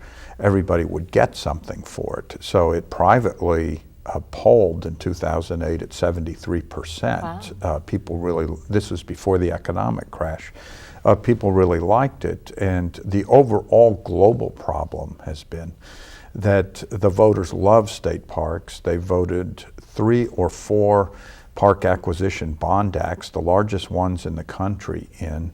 So the park system has been growing, but on the same amount of money and the same staff for decades. And as a result, it's really stretched thin. And since I made the proposal, the governor has proposed closing state parks, and in fact right now has closed certain ones for parts of the week, or closed campgrounds, or closed pieces of it, and this initiative couldn't come at a better time. Well, welcome back to Community Decision 2010. We are live here in downtown Santa Cruz with our live shot in Watsonville. I'm sitting here with Jessica Vo. Jessica, welcome. Thank you. So we're seeing a lot of tumult tonight, a lot of upsets and turnabouts, you know, a lot of news nationally, but also statewide too. I'm based out of San Francisco, so I'm happy to see Mr. Newsom doing well, representing the Bay Area, potentially in the capital. How are you feeling about these results that are starting to roll in? They are definitely surprising. As you saw earlier about my interviews downtown, there was kind of a mixed reaction when I asked a lot of the local residents about Prop 19. I thought maybe because we lived in Santa Cruz, it would be steered one way. However, according to those interviews, it was well balanced. Even other questions about whether you should have more of a political background or a business background, those answers were, again, both very even. And I think we're seeing that complication kind of across the board in the Watsonville races as well. It's not strictly an extremely progressive liberal vote. You're seeing a lot of voting based on business, on green business, building up the local economy. And here in Santa Cruz too, those are big issues. How to bring more business to the city that is suffering big budget shortfalls. Right, just like Raven had with her interview with Daniel Dodge. So if you've seen him in the news lately, he really emphasizes on green companies. His focus is to bring in more jobs in Watsonville. Of course, they need all the attention they can get. He claims that with having Santa Cruz with UCSC, they get all the attention, leaving no attention over to Watsonville. So I wonder what they can do to really bring back more focus in Watsonville. Yeah, we're seeing a lot of familiar faces. Nick Rivera, Nancy Bilasich, a lot of people who have been in the scene and are coming back and running again. So we have a good video from Bill Monning, and let's see what he has to say. I'm Kirsten Fairchilds, and I'm joined now by State Assembly Member Bill Monig out of Carmel, just wrapping up your first-year term. Here we are on election night. When looking back at the past couple of years, what has been your biggest challenge, and what has been the state of California's biggest challenge? Well, thank you, Kirsten, and thanks to Community Television for this opportunity and for your election coverage again this year. Without a doubt, the biggest challenge that I faced as a first-year Assembly member and that the state has faced is a real serious budget crisis. Our revenue engines have been paralyzed by the recession, yet our commitment to public education, to safety net programs, to public safety, to highways, those don't drop by 30% when the state's revenues drop by 30%. So navigating through several very tough budget votes in 2009, again this year in 2010, trying to find the two-thirds, trying to find the votes to patch together a balanced budget, which our Constitution requires. I think we've done the best in a very tough situation. I think the forecast for California will continue to be a tough climate as we work to rebuild and revitalize our economy. As a law professor with the background in teaching conflict resolution and mediation, when you first got to Sacramento, how were you able to implement what you teach into what you were doing up there? Well, it's a great question. A lot of people have asked me that. Without a doubt, the negotiation, mediation skills, they were immediately helpful, mostly in policy negotiation. I'm currently chairing the Assembly Health Committee. I served as chair of the Labor and Employment Committee, and every bill that comes before a committee involves negotiations. As a matter of practice, I meet with supporters and opponents of any bill that's coming before my committees, and politics is the art of compromise, and you achieve compromise through negotiation. And those who have better tools of negotiation skills or mediation skills can be and are, in fact, more effective. The biggest frustration is the two-thirds vote threshold required for a budget, to pass a budget or to raise revenues, because the minority party is empowered, I think, disproportionately to their representation in the state, and there's nothing to incentivize them coming to the negotiating table because they have the power of the no vote to block a budget, and that's been very frustrating. Any negotiator will tell you that the key to engaging in principled negotiation practice is to get all parties to the table. And when somebody's not at the table, you can't do it by yourself. So that's the frustrating part. You brought up health care earlier. You are the chair of the Assembly Health Committee. What are your immediate plans, if reelected, in addressing this issue as far as the state of California is concerned? Well, I appreciate the question. I think we made a lot of progress in 2010 trying to align California to take full advantage of the federal health care reform. We've achieved extending to young adults up to age 26 are currently eligible if their parents have a health care plan. A medical insurance company cannot deny them coverage. Same with a child up to 19 with a pre-existing condition cannot be denied coverage. So already there's been qualitative change in some people's lives. Now, as we move towards 2014, when some other elements of the federal reform kick in, like establishing the medical exchange, California needs to position itself to establish an exchange. We passed that legislation at the end of our legislative session. It's been signed into law by the governor. So we're way ahead of the pack. Concerns at this point will be potential challenges in federal court or a reconstituted U.S. Congress that may seek to block implementation of health care reform. So while health care, in my view, should be a basic and fundamental human right, it's very political, and we're still caught in the politics of, in some people's minds, whether or not we should have national health care. I strongly believe that we do. I think most Californians believe that we do, and that we build healthy communities by having health care access. Very quickly, we will have a new governor tonight. What are, in 10, 15 seconds tops, what are your biggest hopes for the upcoming future of California? Well, first and foremost, my biggest hope is that Jerry Brown will win decisively tonight, and that we will embark on a new era for the state of California based on his experience and our commitment. Thank you so much. Assemblymember Bill Monning, thank you for taking the time and joining us. Thank you, Kirsten. We'll return live now to Community Decision 2010. And yes, indeed, we're returning live, and a big thanks to Assemblymember Bill Monning for joining me earlier. I'm Kirsten Fairchild. You are watching Community Decision 2010 here on Community Television of Santa Cruz. Becca King-Reed will be back with a panel in just a few minutes, but right now let's take a look at the early results for both local and state races. And on the governor's side, remember, no precincts reporting. This is vote by mail, absentee voting early. As you see, Jerry Brown, the Democrat, with 64% to Meg Whitman's 31%. And then as we move ahead to the next screen, for Barbara Boxer, the Democrat, really a lot of people expected her to struggle, but the vote by mail firmly in her favor, 63% of the vote to 30% for the Republican candidate Carly Fiorina.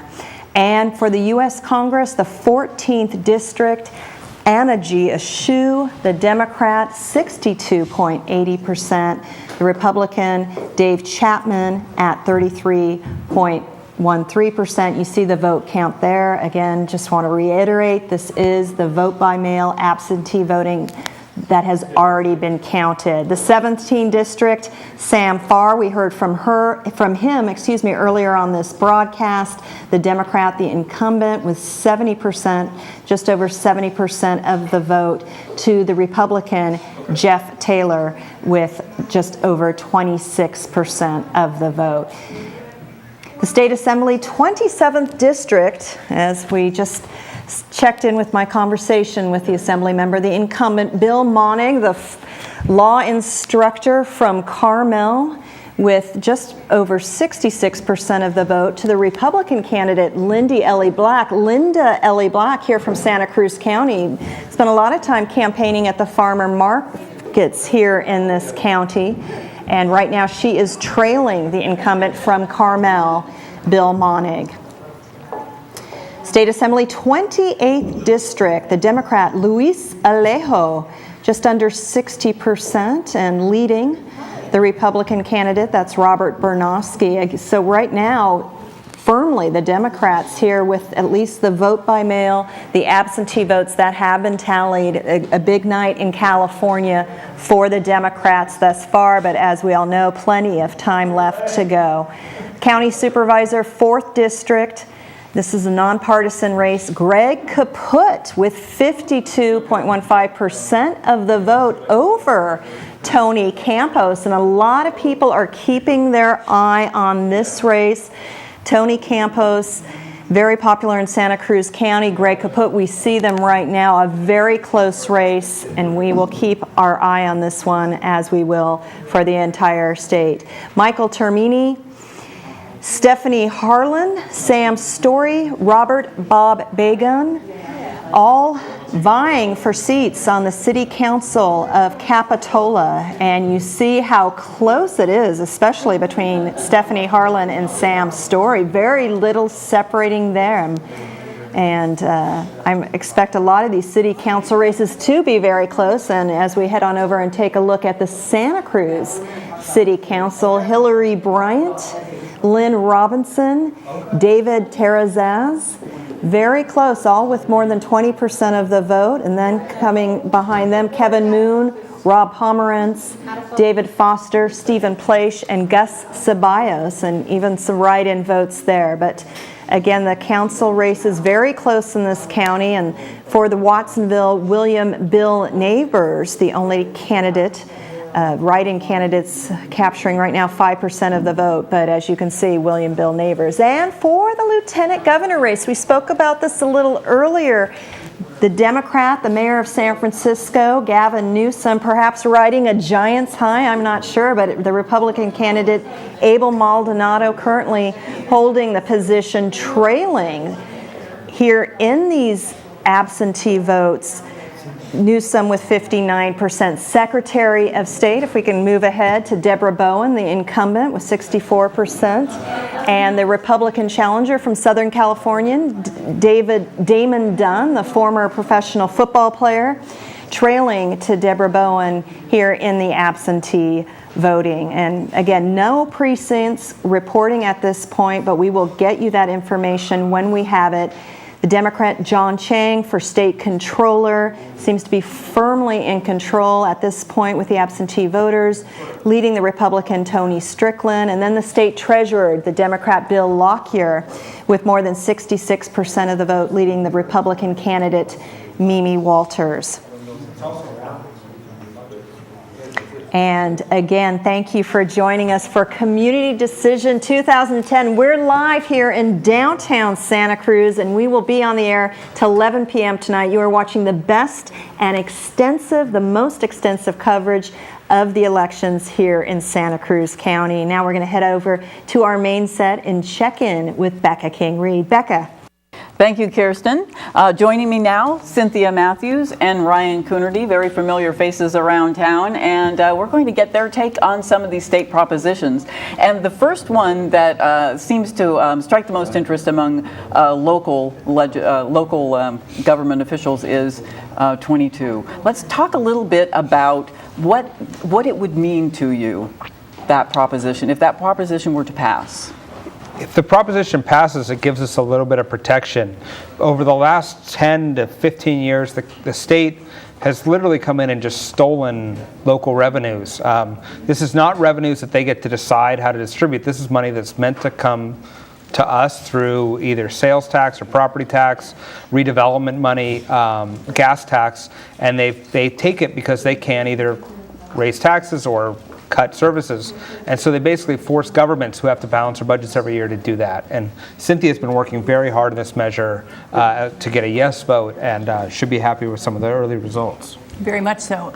And actually, Prop 22 was put on the ballot. The lead entity putting that on the ballot was the League of California Cities, because what we see happening in our little microcosm of Santa Cruz has been felt by cities all over California.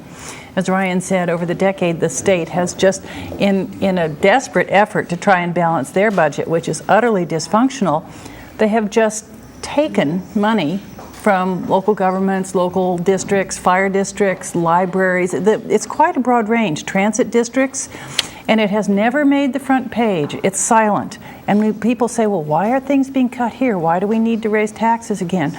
Part of the reason, of course, is the economy and the fact that many of our revenues are down. But the other thing is the state has just been silently vacuuming off money. So we estimate here in Santa Cruz, the city of Santa Cruz alone, it's been a loss on an average of $3 million a year that we historically counted on for local revenue, property and sales tax, to operate the city off to Sacramento. And meanwhile, what you see is we close Harvey West Pool, we defund our museums, we defund Beach Flats Community Center, we cut parks maintenance, we cut public safety.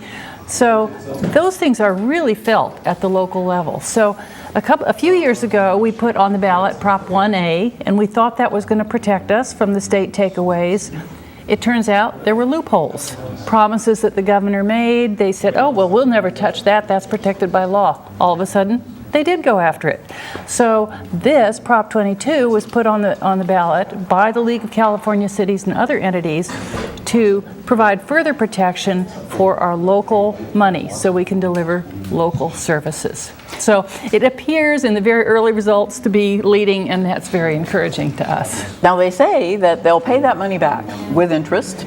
How much interest are they giving you on that loan, and when do you get it back?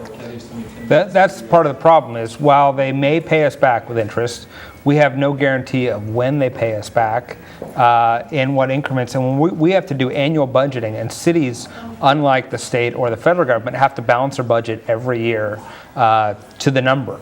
And so to not be able to count on those revenues, not know when they may be getting paid back, at what percentage rate, it makes it very difficult. And there are money that they quote unquote borrowed that we have no expectation of ever getting back. The banks won't lend us the money on the expectation the state's going to pay us back, because there is no the banks don't trust the state to pay us back.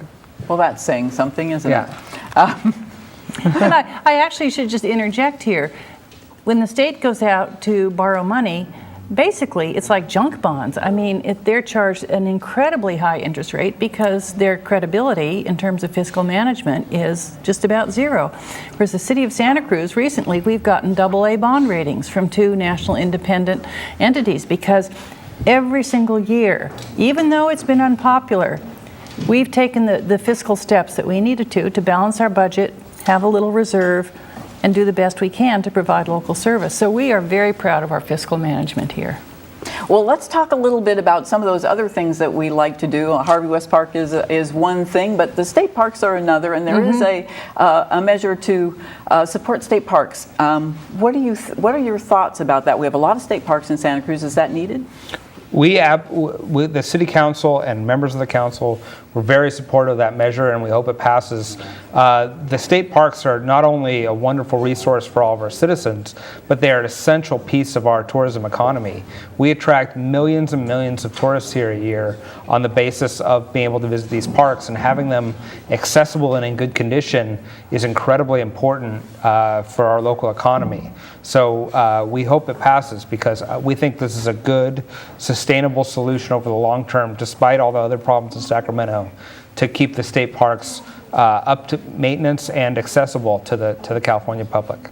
Now, if they were to get this, they would be getting about 10 times what they normally get just from fees. Well, they're just on subsistence now. I mean, everyone knows the maintenance in the state parks has just been cut to the bare minimum. The hours have been cut. So this would give them enough to actually be ramping up the maintenance and opening the parks to the level that they should be. And I'd just like to add, I actually serve as a council member. I've served for many, many years on the Conference and Visitor Council. That's our local tourism promotion board. And although it may not seem obvious that a local, basically a private industry group concerned with tourism would support a state entity, but the CVC unanimously supported Prop 21 because, as Ryan said, they realize how crucial that is to bringing tourism to Santa Cruz. It's a huge part.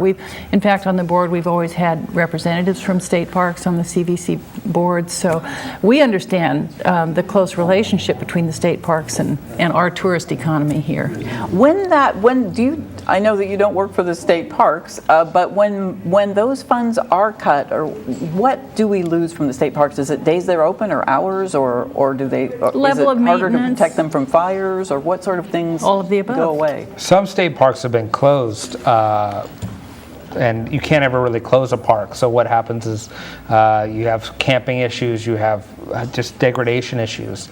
Luckily, our local parks have managed to stay open, but there's fewer rangers, there's fewer hours, there's less maintenance of trails. It becomes a real problem, and so we really hope that Californians choose to make an investment in their state parks because it'll benefit everybody. Now, if you buy the pass for state parks, it's like $90 a year, and this proposition would mean that everybody would pay $18 more a year when they register their car, which doesn't sound like much. If you're someone who buys that state park pass, that sounds great. But small businesses are saying, well, wait, I've got 20 cars. That's going to be a lot for me. What is your thought on that? What have you heard from small businesses in Santa Cruz?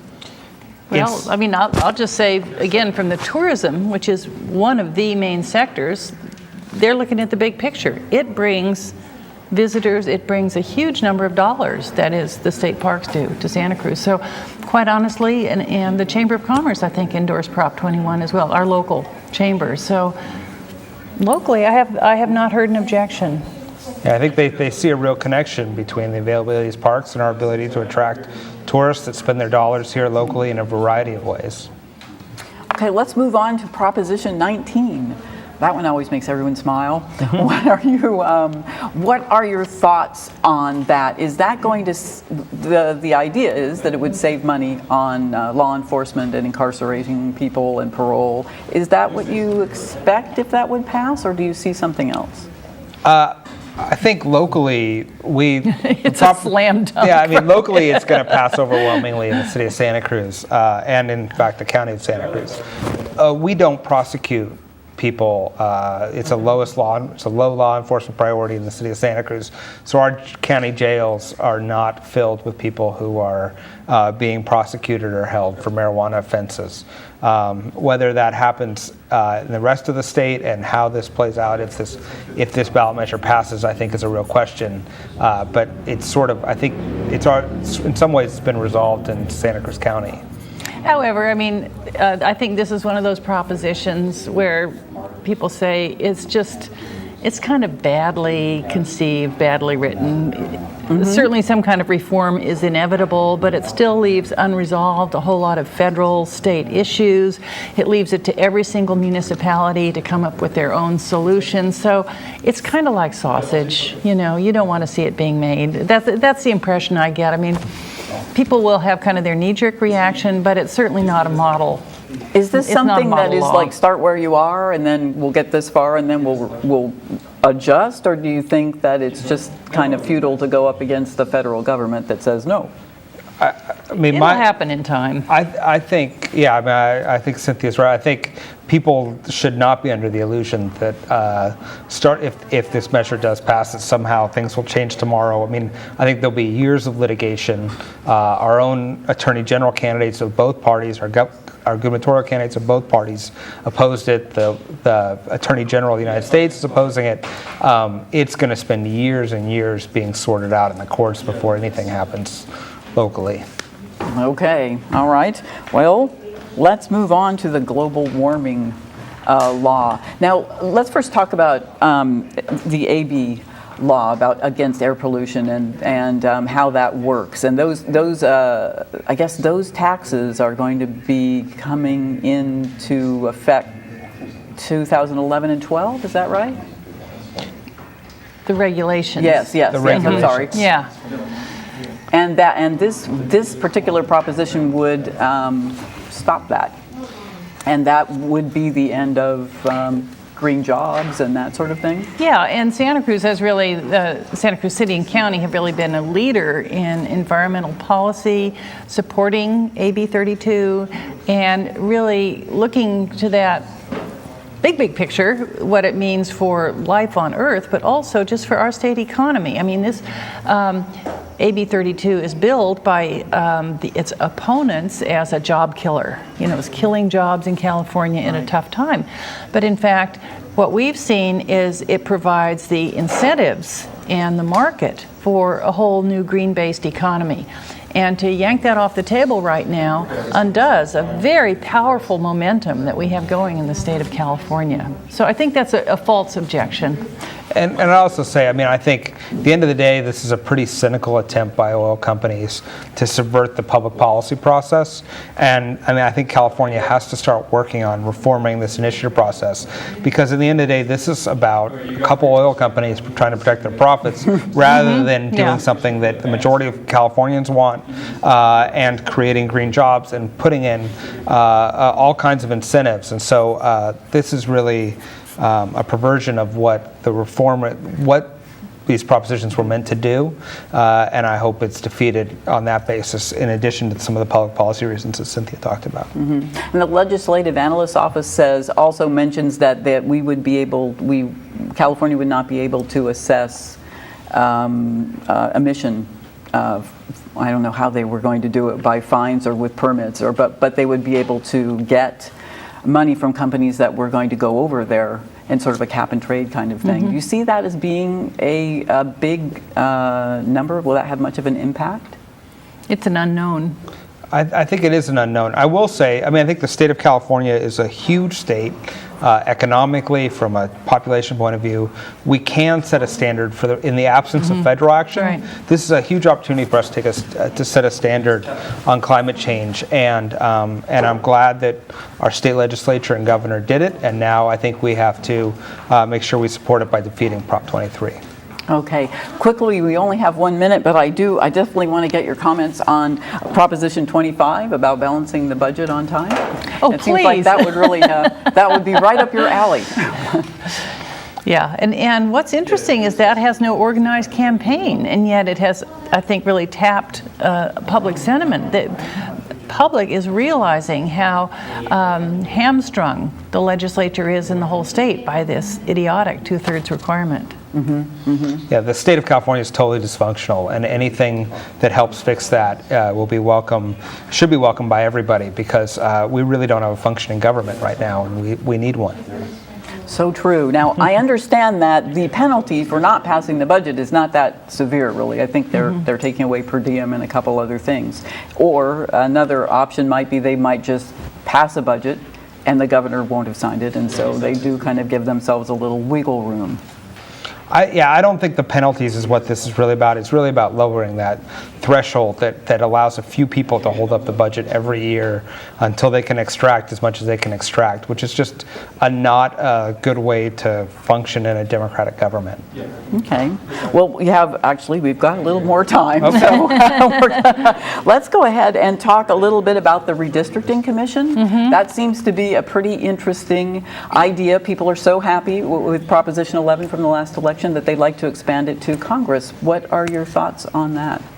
Well, there again, it's been opposed by, I would say, the party machine, but to my mind, it has really tapped into a public sentiment. They don't trust politicians to make those decisions. They see it as self-interest.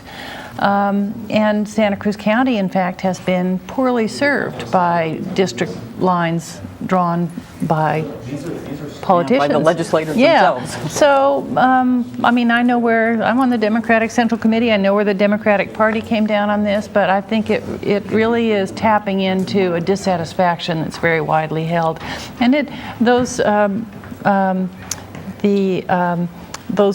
two that would vest the redistricting in the appointed commission are supported by groups like Common Cause and League of Women Voters, real kind of good government, old-fashioned good government organizations. And I think one of the things we can be proud of is Proposition 20 was supported by two of our local elected officials, or former elected officials, Fred Keeley and Bruce McPherson. They really authored this and led the leadership across the state. And I think they can be very proud of their efforts to find a bipartisan solution to some of the problems facing California. Okay, well, thank you so much, Cynthia Matthews and Ryan Coonerty. We're heading out to Watsonville now to get some results from there. And and welcome back to Watsonville Democratic Party headquarters. My name is Sandino Gomez, and I am still here covering the election of 2010. And with me right now, we have the president of the Pajaro Valley Federation of Teachers, Francisco Rodriguez. Man, how you doing? Pretty good. How are you? Awesome. I'm doing very well. Yeah. So I understand there's been a particular proposition you've been working on through the union and through various efforts of yours. Yes, the California Federation of Teachers was one of the strongest supporters of Proposition 25. Okay. Proposition 25 would change the requirement to pass a budget from a two-thirds supermajority to a simple majority. Word. And it's a great thing there because currently, it requires a two-thirds majority, which means that a small number of legislators get to hold on to their votes. Every year they hold up the budget. Every year. For example, this year, it took 100 days. It went over 100 days. Meantime, organizations that provide services to our citizens, our residents, are unable to have a budget. The state is paying interest. And so it just creates a bigger problem. And so it's time for democracy to take its due course. So you guys are taking the position yes on 25? Yes on 25. Make it a majority, pass the budget. That's correct. Like a lot of other states, right? I understand that California is one of the very few that has a two-thirds majority rule. Yes, and in addition to that, California is also one of the very few states that not only requires a two-thirds majority to pass a budget, but a two-thirds to also increase revenues or taxes. And making it almost impossible to do so with a very almost impossible. Republican caucus. That is correct. Right. So what other issues have been really important to the union, or your union this year? What are the things that are affecting working families and making this issue, making you get involved? Well, one big issue, of course, is that the revenues. Okay. We talk about there's not enough money, and they say that we have a spending problem. Well, that is incorrect. The reality is that we have a revenue problem. And because of these requirements, two-thirds to pass a budget, two-thirds to increase taxes, we never are able to raise enough revenue to provide the services that the people of California really need. Okay, and it is time to start thinking of things in a way in which everybody pays their fair share. So, for example, what does that mean? Well, that means that those in an election, that means that the voters have to realize that it is very important to go ahead and increase revenues, but not just revenues to anyone. Okay? It is How about those that can afford to pay the most? How about make them pay a little bit more? It is time for, we say people pay their fair share. And we also include corporations in that. Okay? Those who benefit the most from the resources and the labor of the people of California should pay their fair share of making money in California. That was another one of the propositions, was repealing a tax break for certain businesses, right? Exactly. Yeah. And, that's an example. And that is a perfect example of what this two-thirds requirement to pass a budget does. It allows for a small group of legislators to hold on to their votes until they get what they want. And basically, in this case, they wanted tax breaks for big corporations. So, they got it. But hopefully, after this election, that won't be the case. Cool. Are there any other propositions or any other things that the union's really about? Well, yes, we are, not supporting, but we are opposed to Proposition 26. And that is the proposition that makes it a requirement, a two-thirds requirement to pass a fee. Related to certain direct issues that they want to... Yes, which will bring us back to the problem that we have now. So I'm glad that, the voters in California, apparently it looks like they are supporting Proposition 25, which, hopefully will give us that simple majority, take us back to a democratic society, and at the same time reject Proposition 26, which, brings us to where we are today. With this whole two-thirds requirement. Exactly. Stuck with the two-thirds requirement. That is correct. Here locally, we've been having some very strong races, all the way from the County Board of Education to the local school boards. We're hoping that we can see some change in our school board. Where are the union elected? Where the union endorsed At this candidates? time, yes, at this time there are 3 races, and they all seem to be, going every way. Still up in the air. We don't know who won yet. It's hard Who to are you say. guys going for? Well, right now we are endorsing Connie Sauer for Trustee Area 4, Will Norton for Trustee Area 1, Robert Chakanaka for Trustee Area 7. That guy used to be a County supervisor Office in my high school. Education. Everybody knows that. He's been in education a long time. And in all ways. So the other trustee area that we're supporting for County Office of Education is George Martinez. Again, another a teacher, a retired teacher, a business person, very, very qualified to do their jobs. There you go, folks. You heard it right here. The Colorado Valley Federation of Teachers, the candidates that they're supporting, the issues that they're concerned about, the propositions they've been working on. Thank you so much for coming on and talking with our viewers tonight, Francisco. Yeah, absolutely. You too. Great. See ya. Back now live here in downtown Santa Cruz. Skype helping us out, helping us connect with Watsonville. You are watching Community Decision 2010 here on Community Television of Santa Cruz. And now results are coming in. Earlier we had the absentee votes by mail for Santa Cruz County, but now thanks to the NewYorkTimes.com, we have some results for you. First off, the Senate race. This is with 15% of the precincts reporting. The incumbent Democratic candidate Barbara Boxer with a narrow lead over the Republican candidate Carly Fiorina. On the governor's side, Jerry Brown, the Democrat, 49.4% of the vote to the Republicans' Meg Whitman with 45.7%. So you see, as we move away here from the Santa Cruz County results, these races a lot tighter throughout the state.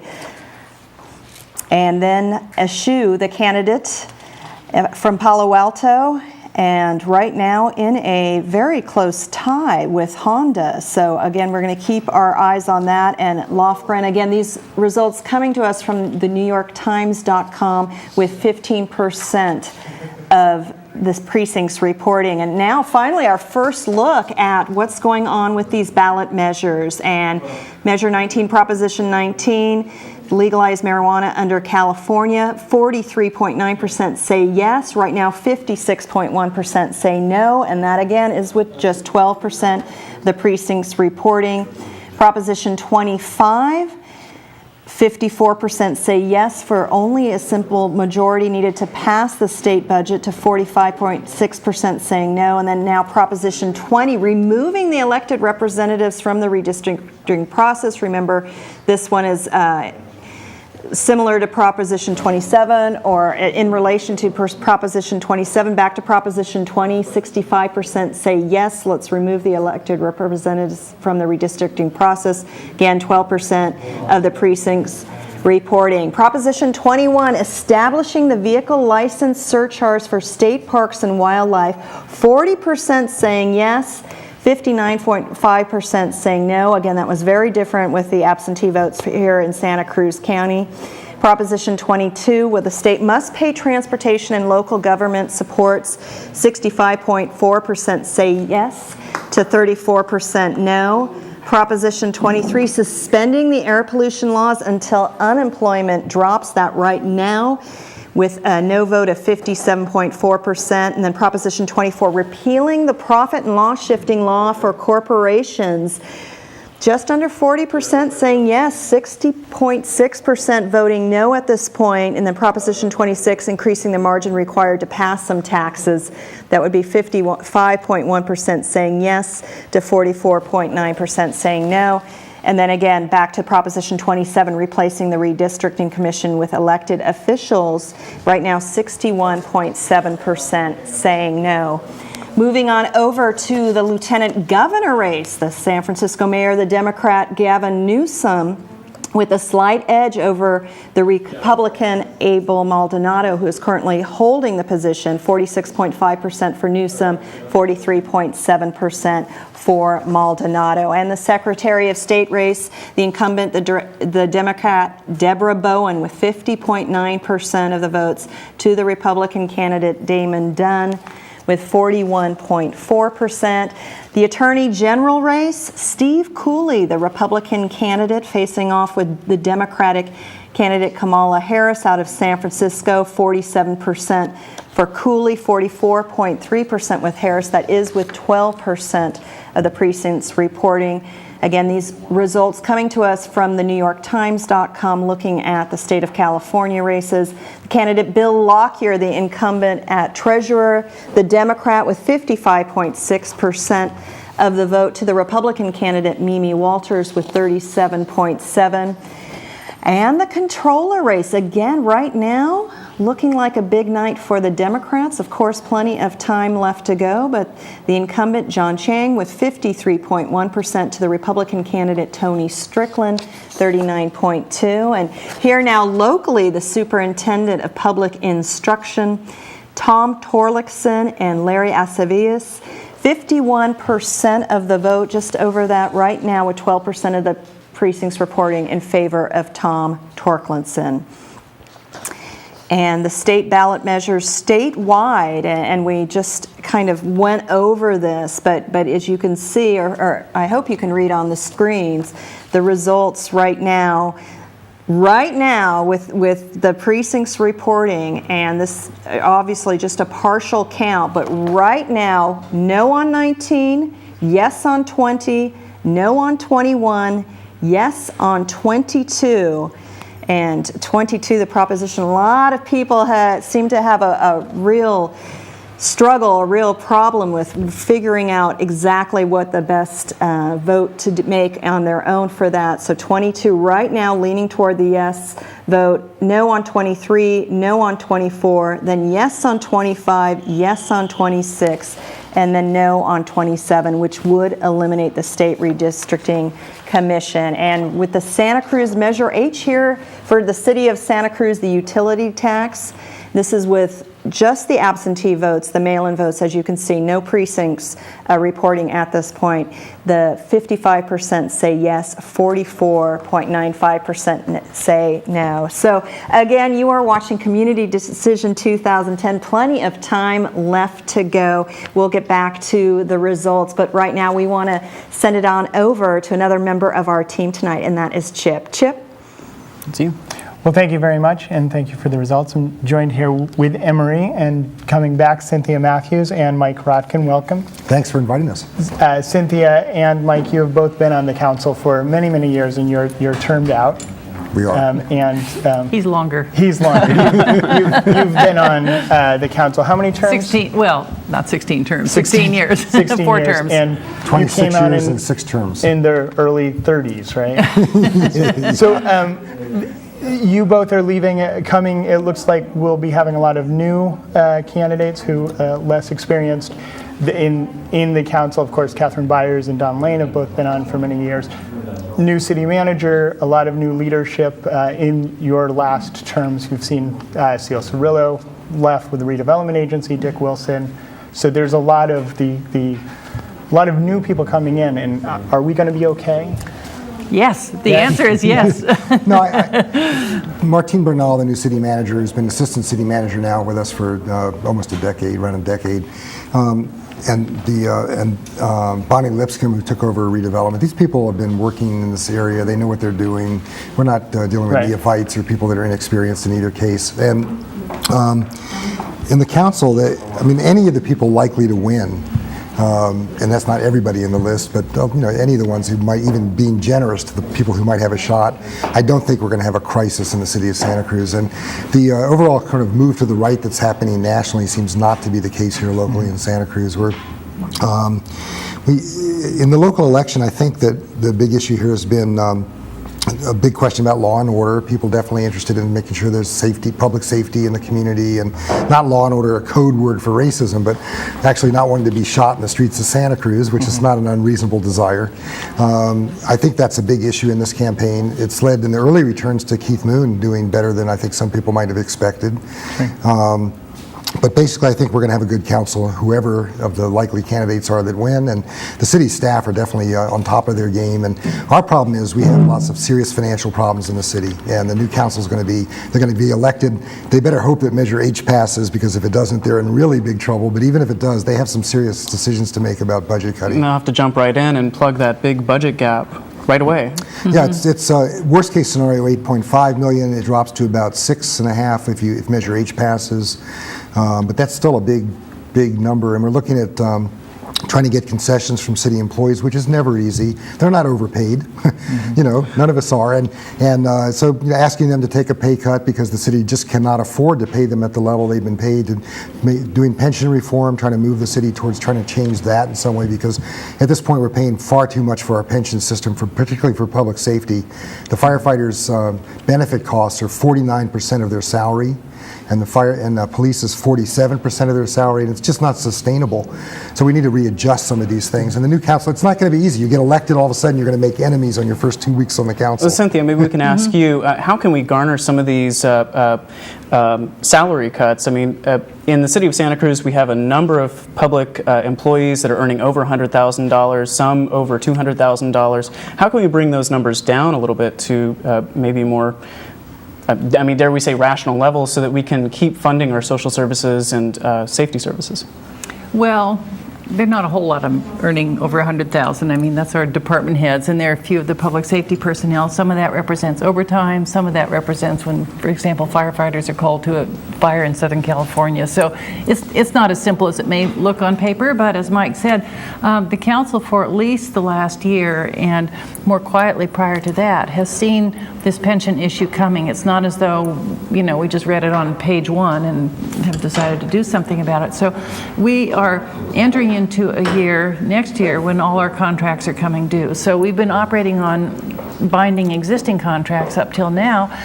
In the prior couple of years, we actually got voluntary concessions, and those are the furloughs that most people are aware of. City offices closed on Friday. That was a 10% savings. But with the new contracts coming up, we're looking to basically start anew in terms of the whole compensation package. And we've been very clear with all the bargaining units, we need a 10% savings. You can help us decide. There are a lot of different ways to get there. And we're very pleased that just last week, the firefighters were very participatory in this discussion. They worked with our HR department, came forward with a package that achieved the 10% savings. They ratified it. It's done. And they, I think, really wanted to show leadership in being part of the solution for the city. And it's our hope that the other bargaining units, it's tough. I mean, no one wants to do this. But I think no one can say this is a false crisis that you're concocting. That everybody's going through. Yeah, I mean, there's not a secret pot of money that could bail us out. Perhaps the city will be able to hold on to a little bit more of its money now that the proposition that we're seeing on the ballot to limit states' control to Prop take 22. cities' money, Yeah. Prop 22, in the lead right now. And all that does is prevent more being taken. It doesn't give us back what they've taken in the past. But our crisis is partially that we're in a recession, and that's a big piece of what our problem is. But a bigger piece, actually, is the state stealing money from local governments in California. And Ryan and I talked about that at some length in the last segment. Let me ask you, getting back to the pension reform, which sounds like a very big step this week. You mentioned the firefighters. They also accepted a pension, a two-tier pension system. My question is, how will the other municipalities affect this decision? Do you think we'll see regionally other people taking it's already the same? happening. Is it happening? Or how will that affect Santa Cruz being the leader? We already know 100 cities, about 89 cities that I know specifically, and I'm guessing there's some I don't know, but at least 89 cities in the state have already moved to a two-tier system. Fact of the matter is, if the other cities don't move to a two-tier system, we can't sustain it. We can't keep retain firefighters or police officers if everybody else is going to keep the same incredible pension system that exists now. We'll lose firefighters after we'll train them for a year and then they'll go somewhere else. So we're counting on the fact that the other cities are not crazy, that they're going to come up with a rational plan as well. And if they don't, we'll have to back down. I think that's the ultimate reality, not because the people didn't agree to it, but because we can't sustain one city going off in that direction by itself. But the world is so different now that in many cities, firefighters and police are being laid off. I mean, that situation did not hold true just a few years ago. It wasn't very long ago that we were offering hiring bonuses for police officers. They were so hard to recruit. And now cities are laying them off 30, 40 at a time. So it's a very different reality. You know, the city of Belmont, just get an idea about how bad it's gotten in terms of the cost. The city of Belmont, which is a little north of us towards San Francisco, now has contracted out with a private security firm for their police department. They don't have a police department. It'll give you some idea of how expensive it's become to do public safety inside of a city with the current pension costs and the health costs and everything else. So at this point, I'm sure the other cities are moving in this direction, and ultimately we're not alone in moving this direction. Right. So the incoming council and the existing council, it sounds like they'll be dealing primarily with a lot of, you mentioned public safety and the financial oversight of this. Definitely needing to balance that general budget. fund. Overwhelming budget. And then I think being more, I would say, assertive in promoting what the city does for economic development. We are solidly, the city council and staff solidly and aggressively working for economic development. You know this, Chip. And yet I think that story is not well told in the community. So I think continuing to work aggressively on economic development, working on the city budget and the public safety issues. And just to harken back to something Mike said, that this was a law and order, that has kind of a hardcore tone. But what it means for Santa Cruz is people were truly, truly shaken when those incidents happened with the kids getting murdered. I mean, people said, that's not the town I live in. That shouldn't be happening here. And I think that was really profoundly unsettling to so many people. And then we've done a lot in terms of our community policing approach. When neighbors have a problem in their neighborhood, or when there's issues downtown or at the beach, we say to people, get involved. You see something you don't like, call 911. You be part of the solution. So I think people are seeing public safety in really more of a community base than just hard law and order. Just quickly, the interesting statistic. In the city of Salinas, they know who's responsible for the murders in 14% of their cases. We know in over 80% of our cases. Wow. And the difference is, of course, our police are smarter than anybody else, but that's not really what's going on. I think it's the fact that when our police show up, people give them information. In Salinas, people go, I didn't see anything, I don't know what happened. And you have to have a relationship between the police and the community. The police can't do this alone. Well, really briefly, before we jump to Kirsten and get some more election results, I know you both have day jobs, but you're leaving the council now, and you'll have at least a little bit more free time on your hands, right? What's going to keep you busy now? That won't be hard. I have stuff around the house. I think we have a couple of your students around here, stuff too. That's been backing up for 26 years, students whose papers still haven't been corrected, and a number of kinds of other issues. I also have a union job on top of it, so I'm not going to be bored, I don't think. And for myself, I have some certain key issues that I want to keep very involved with, some of them with the city, where I think as a community volunteer I can make a difference. So, thank you both for your service. Thank you for coming down here, and good luck to you both. We're going to go check in with some more results with Kristen. We'll be back here. Kirsten. Thank you so much, Chip. First, we're going to talk a little bit about kids voting in the general election. Yes, it's true. They do this in a unique program here in Santa Cruz that uses kid power to fuel extra interest in the adult vote and build voting habits that last a lifetime.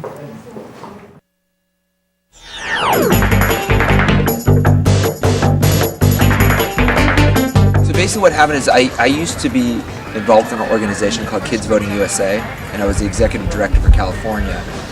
The organization went under in the state of California, but since this is my hometown where I live, I wanted to keep it alive. So we modified the program to just Kids Vote, and I work with Gail Pellerin at the county office here, and she has supported it, believes in the program, and has allowed us to continue to do this. So our ballots are still available at all 143 polling sites throughout Santa Cruz County. And currently, to my knowledge, it's the only county in California right now that is still running the program. it's so important for the children to start at a very young age, understanding what the issues are, how you research issues. Our world is so confusing with media presenting all sorts of non-truths to people, and the children are learning here how to research and find out where they can get unbiased information. I'm probably most excited about State Senate or Prop 19. The propositions really like kind of fun to see what they have, what crazy ideas they thought of. Probably most excited about the Prop 23, which is global warming, because I think it's really important that we take care of the environment. I'm most excited probably for propositions, and especially Proposition 19, because it's really the more controversial one to most of them. I think it's also important for them to practice voting, because so many people don't vote. It needs to start at a young age, like any good habit for life. It's a really good experience for us to have, like, now when we're younger. Well, first of all, because we like make all the ballots and stuff, and just to know how to do it. It's really good to learn all the stuff about the candidates and propositions, because you might not, you probably like don't even learn about it sometimes, and then when you actually learn about it, it's really a good experience to learn. Yeah, it makes you feel more like you're part of the community and not just some kid that people make choices for.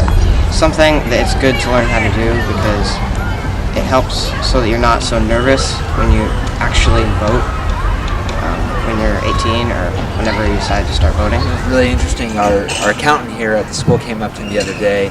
Her son just turned 18, and she was so excited for him to discuss the ballot issues, and she thought he'd be nervous. And it was, I got goosebumps when she told me that he turned to her and said, "Mom, I've been doing this for years. This is nothing new to me. I've been voting since I was in the 8th grade." Which really says a lot about the program. The program's been around long enough where we have a lot of our younger voters have grown up participating in the process. So when they turn 18, they can say, "I've been doing this most of my life. It's something that I feel comfortable doing," and they understand it's part of their civic duty and responsibility to participate in democracy. We voted, did you?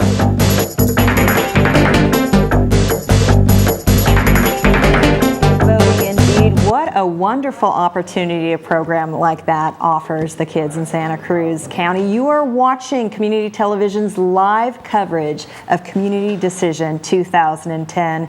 Let's check in now with Chip and Emery Hudson, who have some very special guests. Kirsten, thank you. Well, we are here in downtown Santa Cruz, live at Community Television for Community Decision 2010. I'm sitting here with Chip. How do you do? I do very well. How do you do, Chip? I'm very well. Why don't you run us down our panel of guests here that we have today? Welcome. We have 4 of the city council candidates from this in Mr. David Foster, Lynn Robinson, Ron Pomerantz, and Steve Plate. Welcome all. Thank you, Jim. Thank you for having us. Thanks. You're welcome. How is the election night going for each of you? Well, it's too early to know anything at this point, so we're elated. Right. Now It's all part of the process. It's all part of the process. And I think all of us have been like, okay, it's finally here. It's election night. You've done everything you could do, and you have to finally just sit back and go, it's up to the voters now. Right. So, yep. Mm-hmm. Right. Now, you each have kind of a wide range of different experience.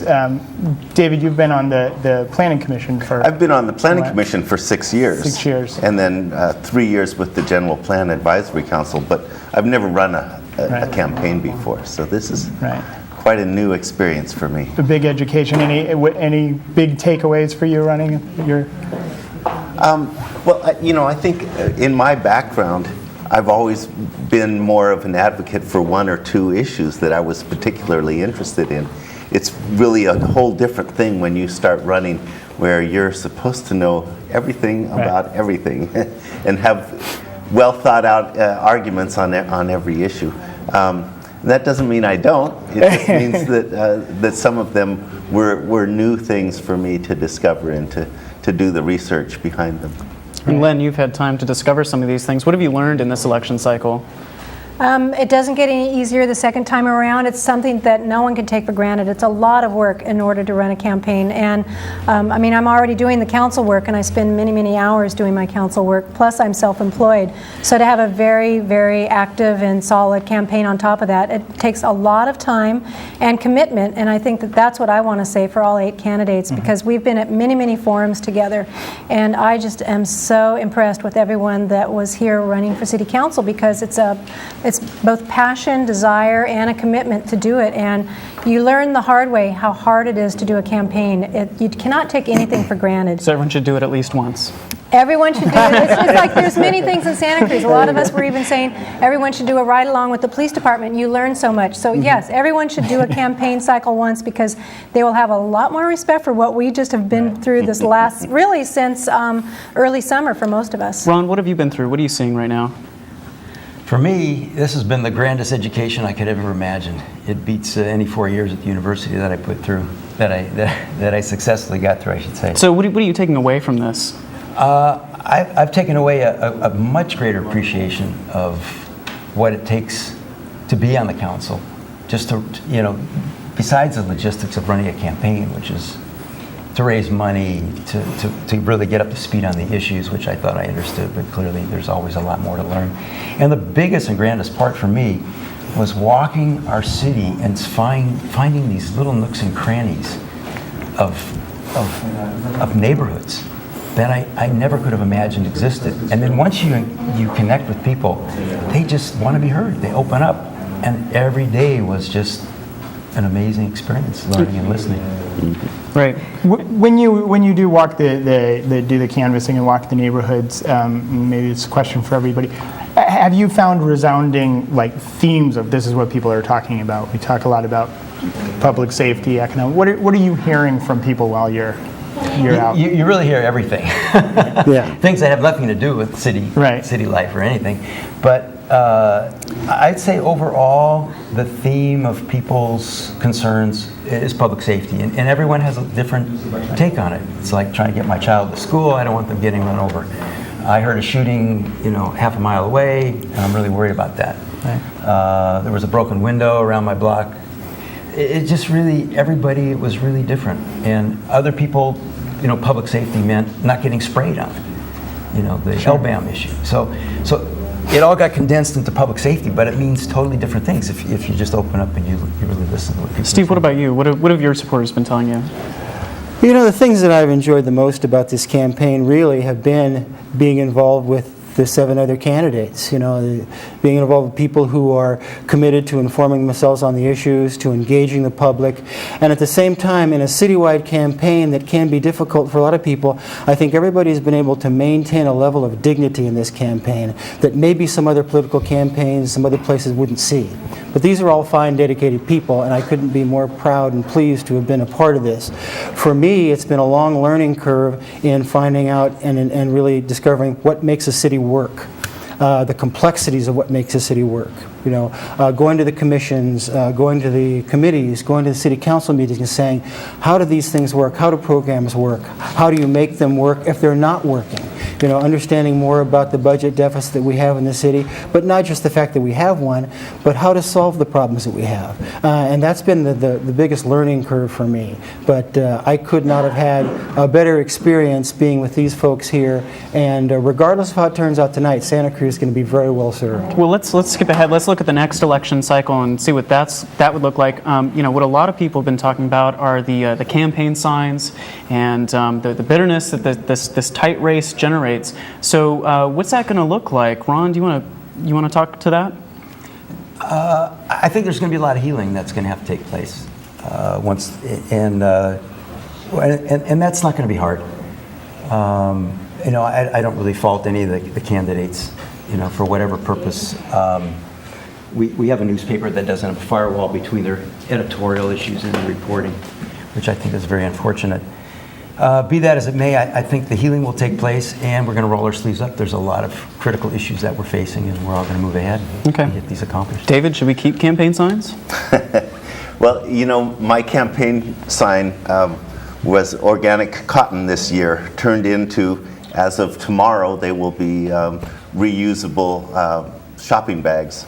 And so that was a unique approach to it, but I think the idea was to point out that we really do need to look for alternatives to all these signs that can't be recycled and can't be reused. More than that, though, I think that there is an important issue here, and that is that the amount of spending in this campaign went way beyond where it used to be. The last campaign, even 2 years ago, winning candidates were spending in the $20,000, $24,000 range. This time around, we've got candidates that are spending close to $40,000. 3 or 4 of the candidates are over the voluntary limit for campaign expenditures, which makes it very difficult for people like my campaign, where most of my donors were sending in $20 checks. And speaking of your campaign, in a realpolitik sense, did you see your, to call it a bag trick, I guess we'll call it a bag trick, have you seen your signage come through for you? Well, you know, I think the uniqueness of it made up for the small size. So we'll see. I did see somebody trick-or-treating with one of them. But how important is it, I mean, having done that and making that statement, you know, I assume it was a statement. How effective or important, I guess, do you think the yard sign is for a campaign? Because obviously name recognition is a big factor. Well, I think the whole thing for us using the organic reusable bag was really simply symbolism towards making the point that environmentalism is a really important part of where we are for Santa Cruz and making the transition.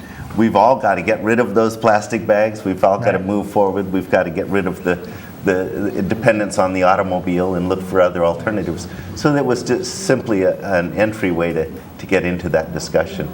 And so I think for that purpose it was important.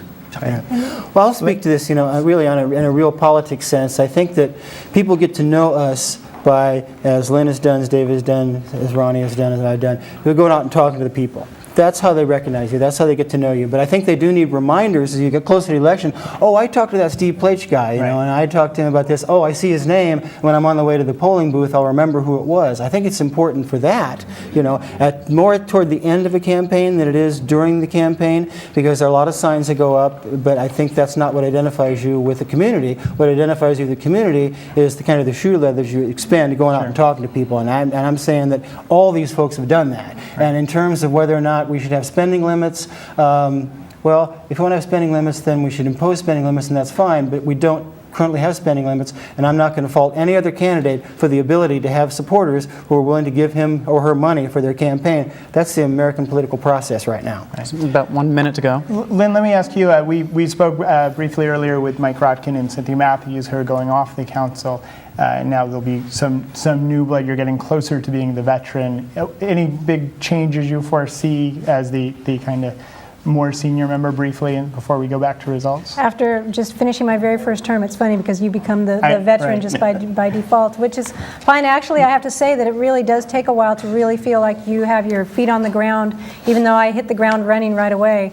So I really feel like the folks that will get onto the council this cycle will have to do that in ways that we had a little bit of leisure to do, because with the budget seriousness right now, getting up to speed is an immediate need. So that's the big chore ahead for any new council member and a veteran as well.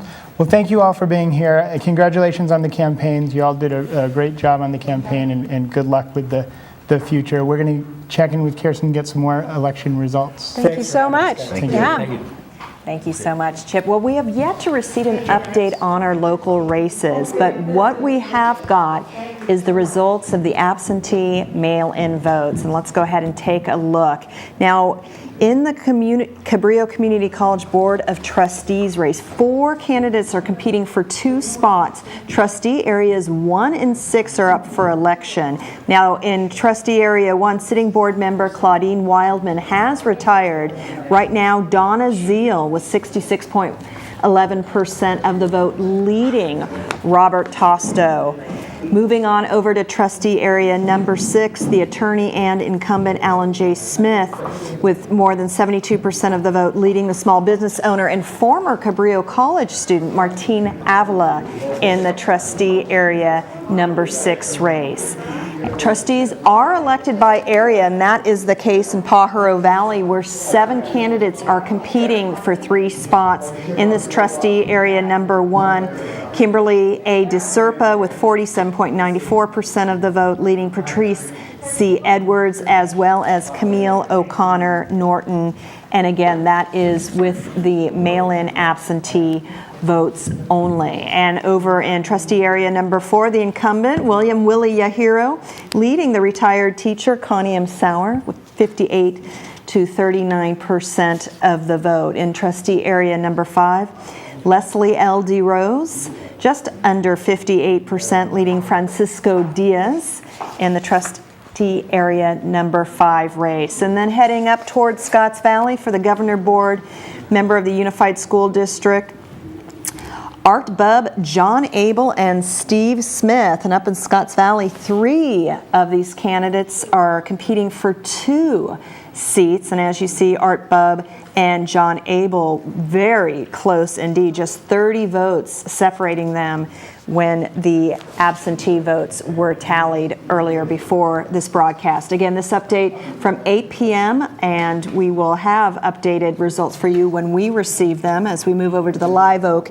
Elementary School Board, where 4 candidates are competing for 3 spots. Karen Palmer, leading Michael J. Pacenti, Paul Franklin, and James D. Bresnahan. Very, very close indeed, as you see, between Paul Franklin and James D. Bresnahan.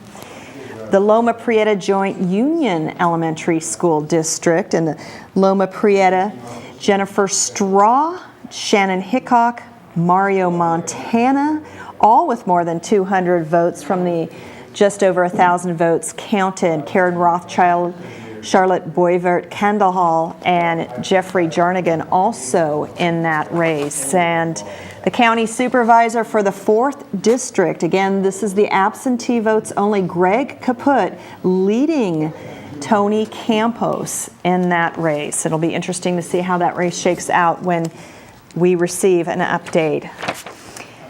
The city council member for Watsonville, the race for District 5, Daniel Dodge, leading Gabriel Gonzalez. Again, no precincts reporting, absentee votes only. And now to the fire district, the fire boards. Aptos La Selva, 3 are competing for 2. It is a 4-year term. Vincent Hurley is the incumbent, taking on Jim B. Abenshon and Ernie Windsor. And you can see the results there, 42% for Hurley, 31, just over 31 for Abenshon, and Windsor just under 26%. The Ben Lomond Fire District, 4 are competing for 2 spots. Morgan Scarborough, just over 26% leading the way. Tom Maxson, just over 23%. Then Dave Bingham, Susan G. Weber, and Zachariah Schwartzbach, all in the hunt for 2 seats for the Ben Lomond Fire District. And moving here closer to the Station Central Fire District, the fire director looking for that. The Central Fire, Gene Benson is the challenger. The other are all incumbents. 4 are competing for 3 seats. Ron Peterson, Chantel Rose, and Gene Benson. Very close indeed. Rosemarie McNair with just over 11% of the mail-in votes. And then for Scotts Valley, 3 are competing for 2, a 4-year term as well, and Rudy Cabigas with 48% of the vote to Joshua D. Warren's 34, and then Dorothy Chittenden also in the race for the Scotts Valley Fire Board. The Central Water District, moving on over to the water boards, 4 for 3 spots, 4 candidates for 3 spots in the Central Water District. It's a 4-year term, and William Doug Sharp with 31, just over 31% of the vote. Christy Leach Marani with 28.57%. Carol Monkerud and Brian Matthias also candidates for the Central Water. And these results again are from the mail-in votes that have been counted before 8 p.m. tonight. Lompico County, 4 competing for 2. Rob Hansel, just under 30%. Shinar Abraham, just over 25%. Sean Wharton and Sherwin Gott, also in the hunt for a spot on the Lompico County Water Board. And then for Boulder Creek, Tess Fitzgerald with just over 70% as far as the director of the Parks and Recreation.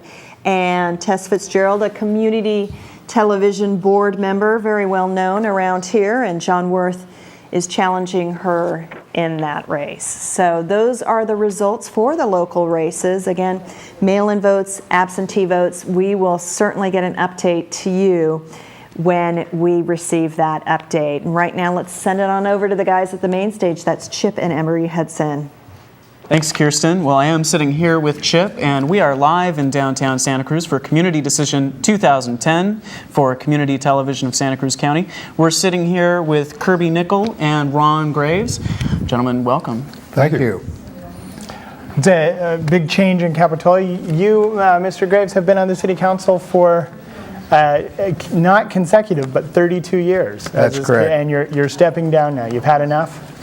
I'm not leaving Capitola, and I'm sure I'll be involved in some way, but yes, I'm stepping down from the council. Okay, so that's quite a long time to be involved with the city. Since I was reading, when your first term, you were 26 years old. Yes.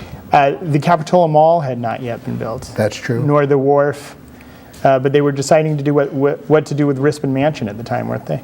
No, it isn't quite that old. It hasn't been that long. Yes. The big issue when I first came to Capitola was that the beach was depleted and the village itself was like a ghost town almost because of no beach, no tourism. And so the first thing we worked on after I was elected was to restore the beach. And that's been the impetus to rebuild the community to what I remembered as a child. Right. So after 32 years on the council, you've seen quite a number of changes throughout the city. Where do you see the city going, the city of Capitola now, and the direction? What are the big issues you see the new incoming council and the existing council facing? I think that the issue is always going to be, for the next few years, the economics. I think we need to foster good businesses, businesses that can last through this blip, as I call it. I think the pendulum swings both ways, and I have great hope that it'll swing again on the upstroke here in the near future. But while that's occurring and we're on this downstroke, we need to control costs. Okay. And Kirby Nickel, you have been on the council. You're in the middle of a term. You have the great pleasure of not having to campaign this year. You've been involved with a lot of the issues that Mr. Graves speaks of in terms of looking for economic development and cutting costs. What is your feeling of the nature of Capitola City now in the budget? Well, I think the first thing that needs to be said is that Capitola has no shortage of talented people who are interested in serving in government, and I think that's a great credit to the people of Capitola. We have, in today's election, we have 3 spaces available. We have 4 former mayors running. So we have a lot of experience coming to the table, and whoever gets elected, that experience is going to be very, very valuable as we move into the future with the kinds of challenges that we have, primarily fiscal challenges, I think. In 2004, when I was first elected, the city was not in very good financial condition. The budget was not balanced. The emergency reserves and contingency reserves were depleted.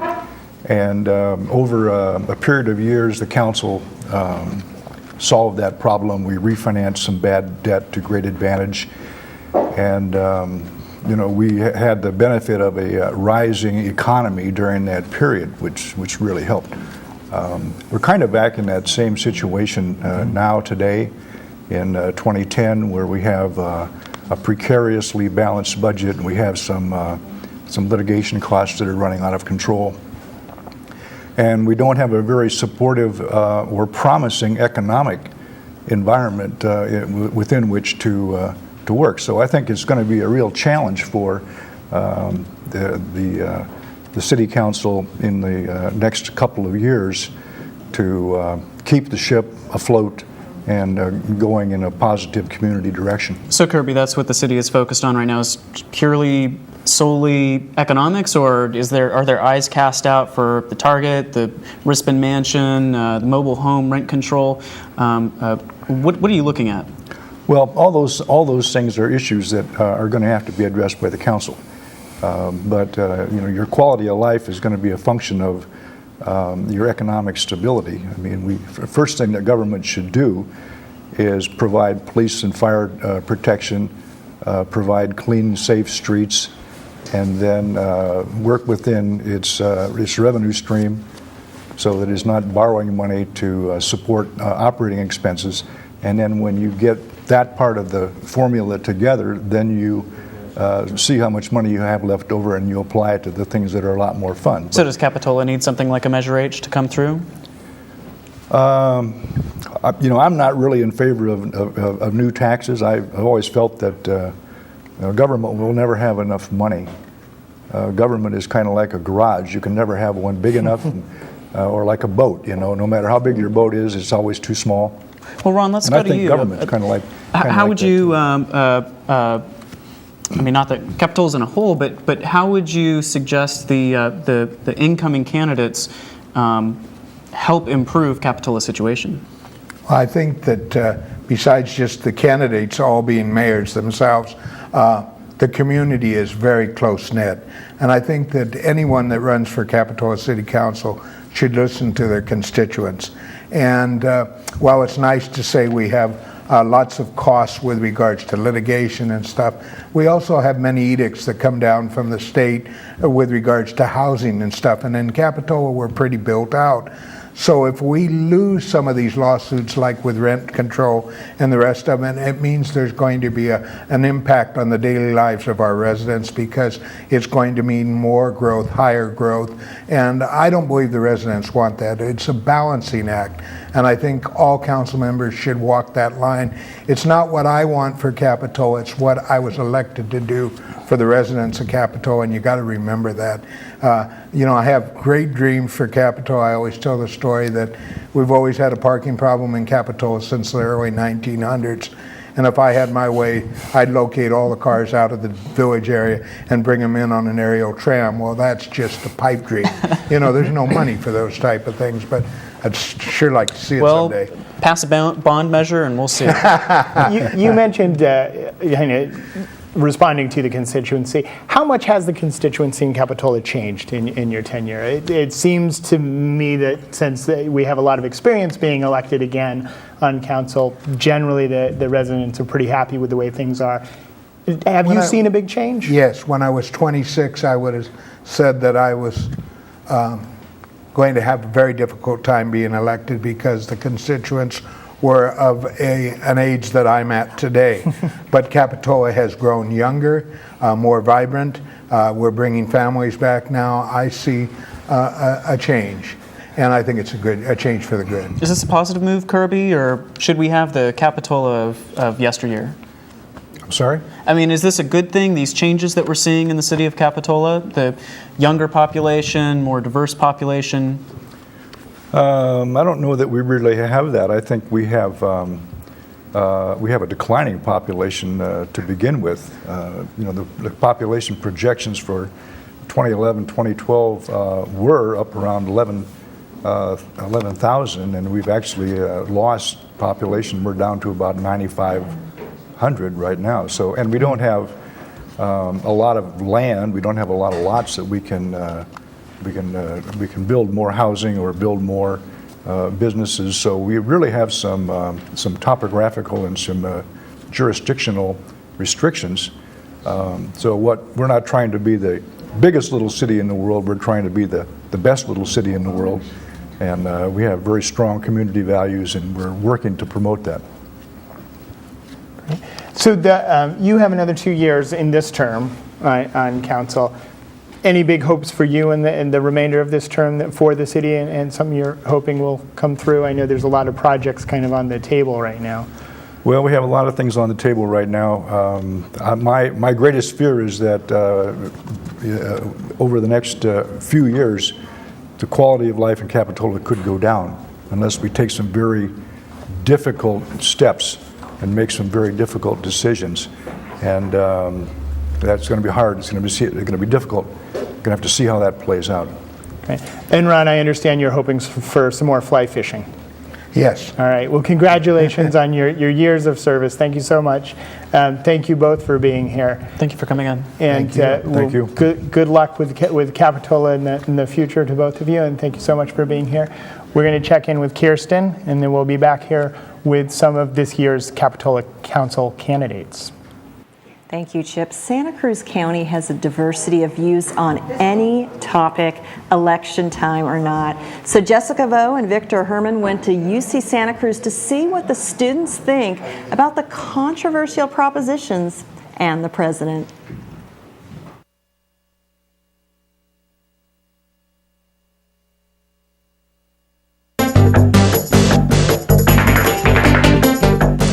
I have Pepe Rojas here. He is a student at UCSC, and I want to ask him a couple of questions. Proposition 19, it's the Regulate and Control and Tax Cannabis Act of 2010, claims it will generate billions of dollars of new revenue for California. However, opponents say public health and safety costs will rise. What is your stance of the situation? I think it's a good opportunity to kind of like take away that lingering phantom of the negative aspect of marijuana. Look what happened with the prohibition and the alcohol many years ago. And I think many people can choose what is right, what is wrong. Having Obama been 2 years as president now in his term, how do you feel that he's done so far? He's doing the best he can. You can snap your fingers and pretend things are going to change from today and tomorrow. I mean, the man I think he's doing a good job, but there is a whole system and some things that he has to get agreements among the both main parties, and we all have to come together and, put aside our differences and work for the basis for the country. Thank you so much. Sure. How do you feel about Obama's performance in the past 2 years? I think when Obama was originally voted into office, people were expecting a lot. They were expecting a miracle. And I think that's why so many young voters and so many,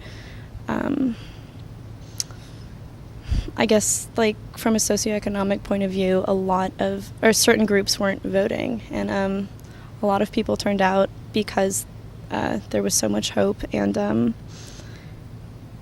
And because of that buildup, people were just expecting this like miracle, like the clouds would part and everything would be fine. But I think he's been taking it steady. I think he's been doing his thing. I can't say I'm like an Obama head where I just like freak out and like, like he's cool and he's awesome. But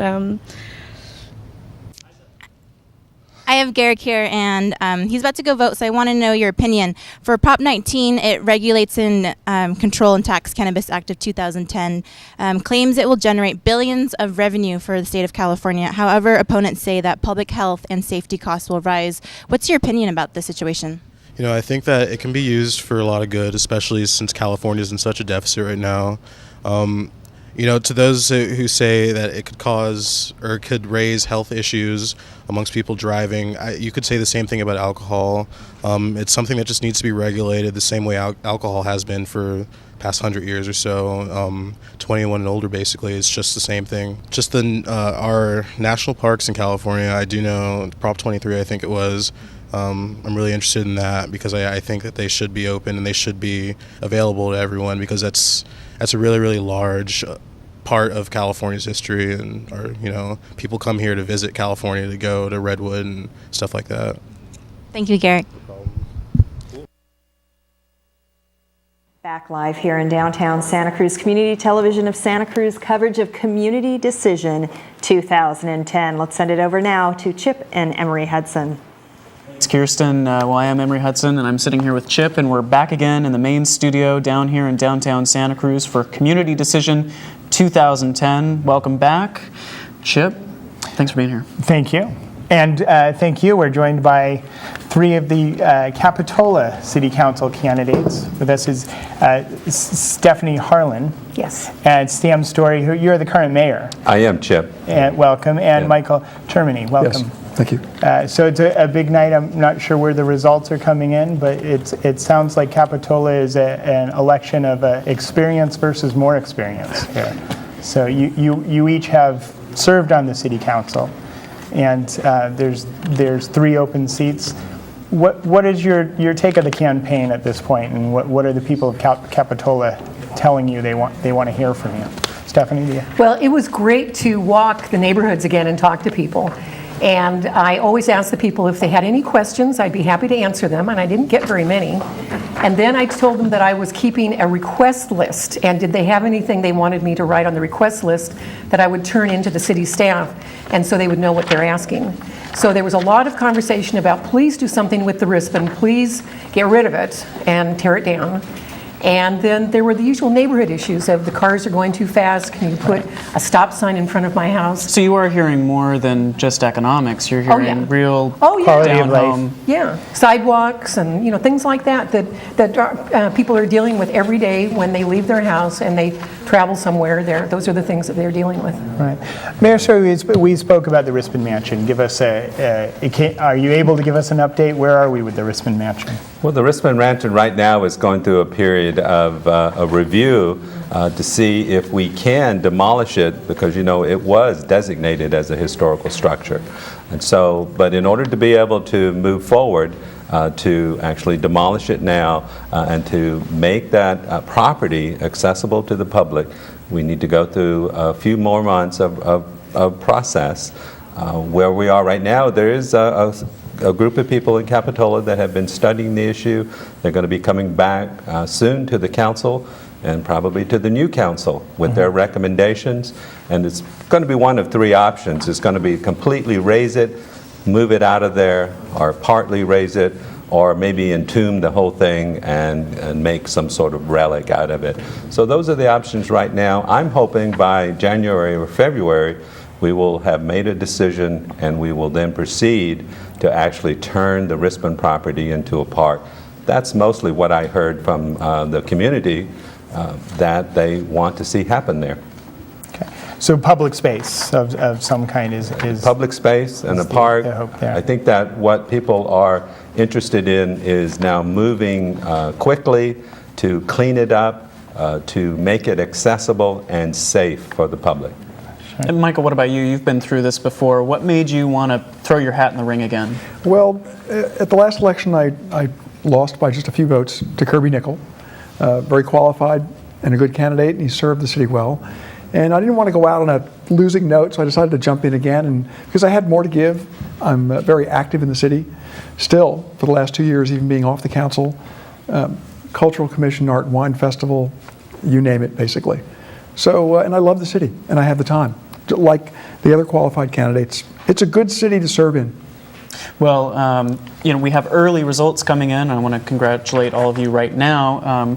Chip, what are we looking at right now? These results, we have Michael Termy with 28 in the lead with 28% of the vote. Stephanie and Sam just shortly behind with 26.49 and 26.35 respectively, and the other candidate, Robert Begun, is with 18%. So it looks like the 3 of you are out there in the lead. You don't see any of us rejoicing, because Capitola is famous for single-digit wins. Yes. We've had elections where 1 and 2 votes have won the election. Yes, it's still early. So Very. I don't think any of us are popping the champagne yet. Am I making it up in my memory? Wasn't there a coin flip at one point in recent history? There was at one time, Stephanie, way back. Didn't Ron tell me a story about a coin flip that they went dead even? There was a tie, and it came down to a coin flip, if I'm not mistaken. So hopefully we won't have any coins flipping tonight, and we'll know we can all go to bed knowing where we are. And that's how contentious it is in Capitola. You know, very often it'll be a coin flip. Everybody will laugh about it. They'll go out and have a drink, and it's all good. Right. Right. What are you each looking forward to on the council in terms of moving forward? What are the big issues, Stephanie? What are you looking forward to? Well, I've been talking about the general plan for a long time. When I was on the council 4 years ago, I said we've got to get going with the general plan. We're overdue. So we're finally getting there. We're finally going to start that this year. And that'll give us a chance to involve a lot of citizens and take a look at the community as a whole, rather than rezone a piece of land piecemeal, right, which you're not supposed to do. We'll look at an area and see if we want to do any rezoning, any changes. Last time we did this 15 years ago, most of the people in Capitola said, we like Capitola the way it is. We love Capitola. Please don't change very much. We love the wharf. We love the beach. We love the small town atmosphere. So now they're looking for change? No, I don't think so. No? But you know, some people maybe. And so we'll have an open discussion about all these things and then redo our general plan. Right. And Jamie Goldstein, city manager, Yes. has been a relatively new city manager, kind of leading the city staff there. What sort of influence does the staff have on the new general plan or the changes? And Sam, how are you looking forward to working with the city staff? Well, not only a new city manager, but we also have a new community development director. Now, those as a team are going to be leading the development of the general plan. They will be instrumental in doing the public outreach and holding the public forums, getting the public's view, and then taking all this information and preparing it in a written report, which they will submit to the council. Now, I think the council will have to take its information and what it's hearing from the community to try to influence, because you know the council is meant to have a different role from city staff. They're going to be coming from a little slightly different perspective. As they make their recommendations, we have to bring in what our community input, our knowledge of the community, the neighborhoods, those direct contacts, and make sure that that gets included in the general planning process. Right. And Michael, should things keep going the way they're going, and you are sitting on the council in the coming months, what would you like to see for the future? I heard some of the same things that the other candidates heard. And primarily, the needs of a community, especially ours, haven't changed that much over the years. They want the city to be safe, primarily. They would rather not have a lot of excessive traffic. They want a comfortable, quiet life. And I think that's the balance we do on the council between making enough money and being financially responsible and active, growing the business community, and maintaining a quality of life, because at the end of the day, even though we're a resort town, people live in Capitola. And they leave it to us to be the guardians of their well-being. So we're not looking to put a hotel on every corner. Well, what about Target? Target's a different story. Now, Target, I was very much in favor of. We passed it. The appeal was withdrawn, so now it's going forward. Target is in a place where all of our heavy commercial is located. It's in the right place. It's in the mall. It will bring many dollars into the city general fund. So it's a win-win situation. Stephanie, is it win-win? Should we be terrified of big box stores? No, they're going into Gottschalks. So they're going to do a remodel, but essentially they're filling a vacant space. So we're really happy about that. The people at the mall are happy about that. Shoppers are happy about that. We're a little concerned about the traffic, but it's definitely going to be a big improvement for Capitola. You mentioned, Michael, briefly, and we're almost out of time, but you mentioned that you're not wanting a hotel on every corner. I know you've been involved with the Esplanade area and the bandstand. Yes. The Capitola Theater project, looking at hotel development happening there in the near future. Where is that project, and where do you see that going? We have yet to see a solid proposal come forward or an application from Barry Swenson, who owns the property. Even the neighbors in the area realize a hotel is right for that property. But what they'd like to see is the council be very careful in considering it and not overbuild that site, because again, people live around it, it impacts the neighborhood. But yes, I'm very much in favor of it. Hopefully at some point in time we'll see a real application come forward, and we'll work with them, and we'll get the best possible project for Capitola. Well, thank you, Michael. Thank you, Sam, Stephanie. Thank you very Thank you. much. Thanks We're for going having to toss to Kirsten now, who has some more election results for her. Kirsten. Thank you so much, Emery. Yes, again, our sources, thenewyorktimes.com, and now with 21% of precincts reporting. As you can see, the Republican candidate, Carly Fiorina, with the slimmest of edges over Barbara Boxer, the incumbent, the Democrat, 47.2% for Fiorina to 47.1% to Boxer. This race has tightened up, and it is not the only one that everyone has their eye on. As far as the governor's race going, tightened up as well. The Democrat Jerry Brown at 48.9%. This is with 20% of the votes reported. Meg Whitman, the Republican, at 46%. So again, these races have really tightened up. And as we head now over to the major ballot measures, just to summarize, Measure 19, Proposition 19 to legalize marijuana into California right now, with 20% of the precincts reporting a no vote of 56.2%. Proposition 25, where only a simple majority would be needed to pass the state budget, 53.5% say yes. Proposition 20, which would remove the elected representatives from the redistricting process, 65% say yes. Proposition 21, that is to establish the vehicle license surcharge for state parks and wildlife. Right now, a no vote of 60.9%. Proposition 22, where state must pay transportation and local government supports, a yes vote of 64.2%. That is leading. Proposition 23, which would suspend the air pollution laws until unemployment drops, a no vote of 57.5%. Proposition 24, which would repeal the profit and loss shifting law for corporations, a no vote of 60.6%.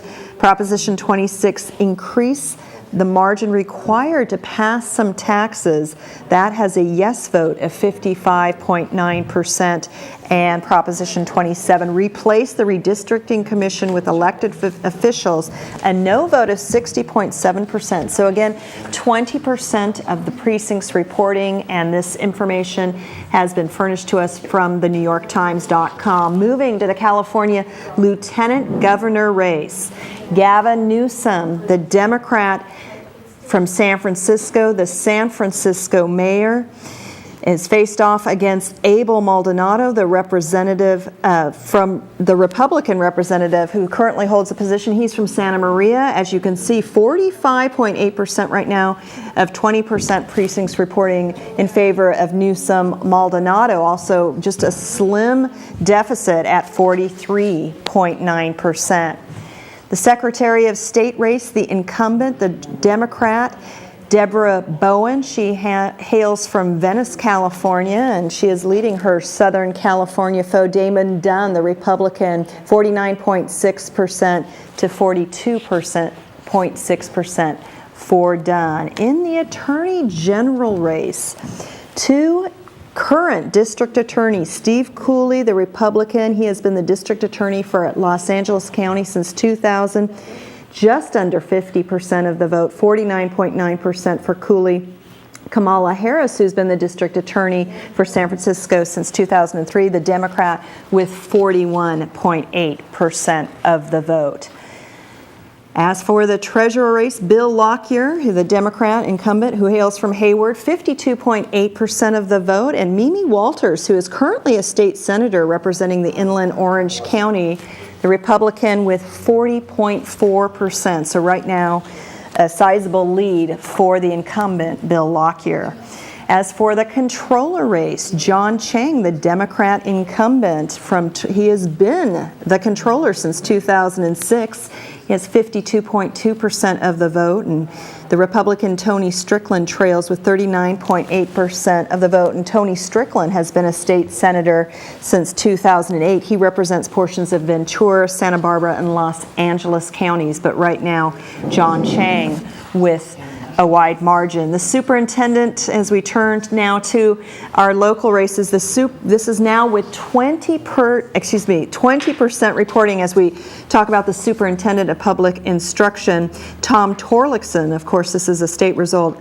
50.5% of the vote, leading Larry Aceves by 49.5%. So you see just the 1% difference there, with 20% reporting. And we will have local results for you later on. But staying now with the House of Representatives here, Nancy Pelosi, the House Speaker, it seems like this race hasn't been spoken about hardly at all.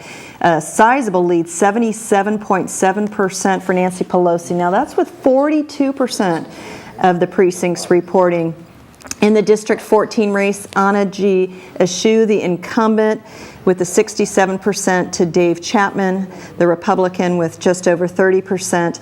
Mike Honda in the District 15 race with 66.6% of the vote, leading Scott Kirkland. That's with 24% of the votes counted. And District 16, Zoe Lofgren, just under 67% with a sizable lead over her opponent. And District 17, Sam Farr, we heard from him. We had a chance to visit with him earlier in the evening. 62.3% of the vote for Sam Farr, leading Jeff Taylor, and that is with 21% reporting. And again, thank you for joining this evening.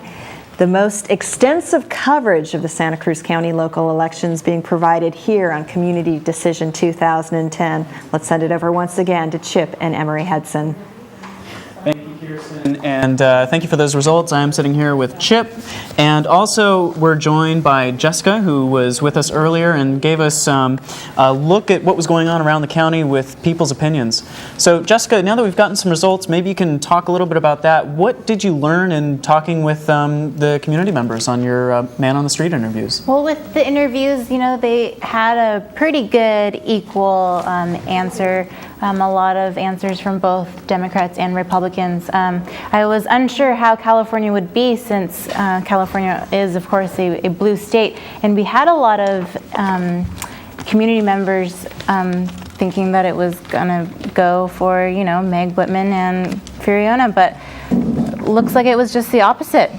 Now we're seeing Jerry Brown potentially back in the governor's seat after all these years. How you feeling about that, Chip?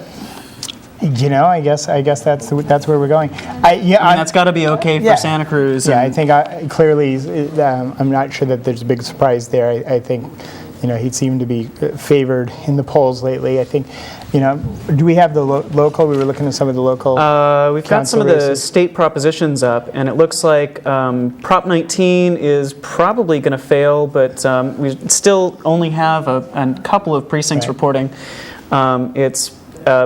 The yes vote is only at about 44%, so that was a big deal for Santa Cruz, which did make it a non-criminalized offense to be smoking in your own home.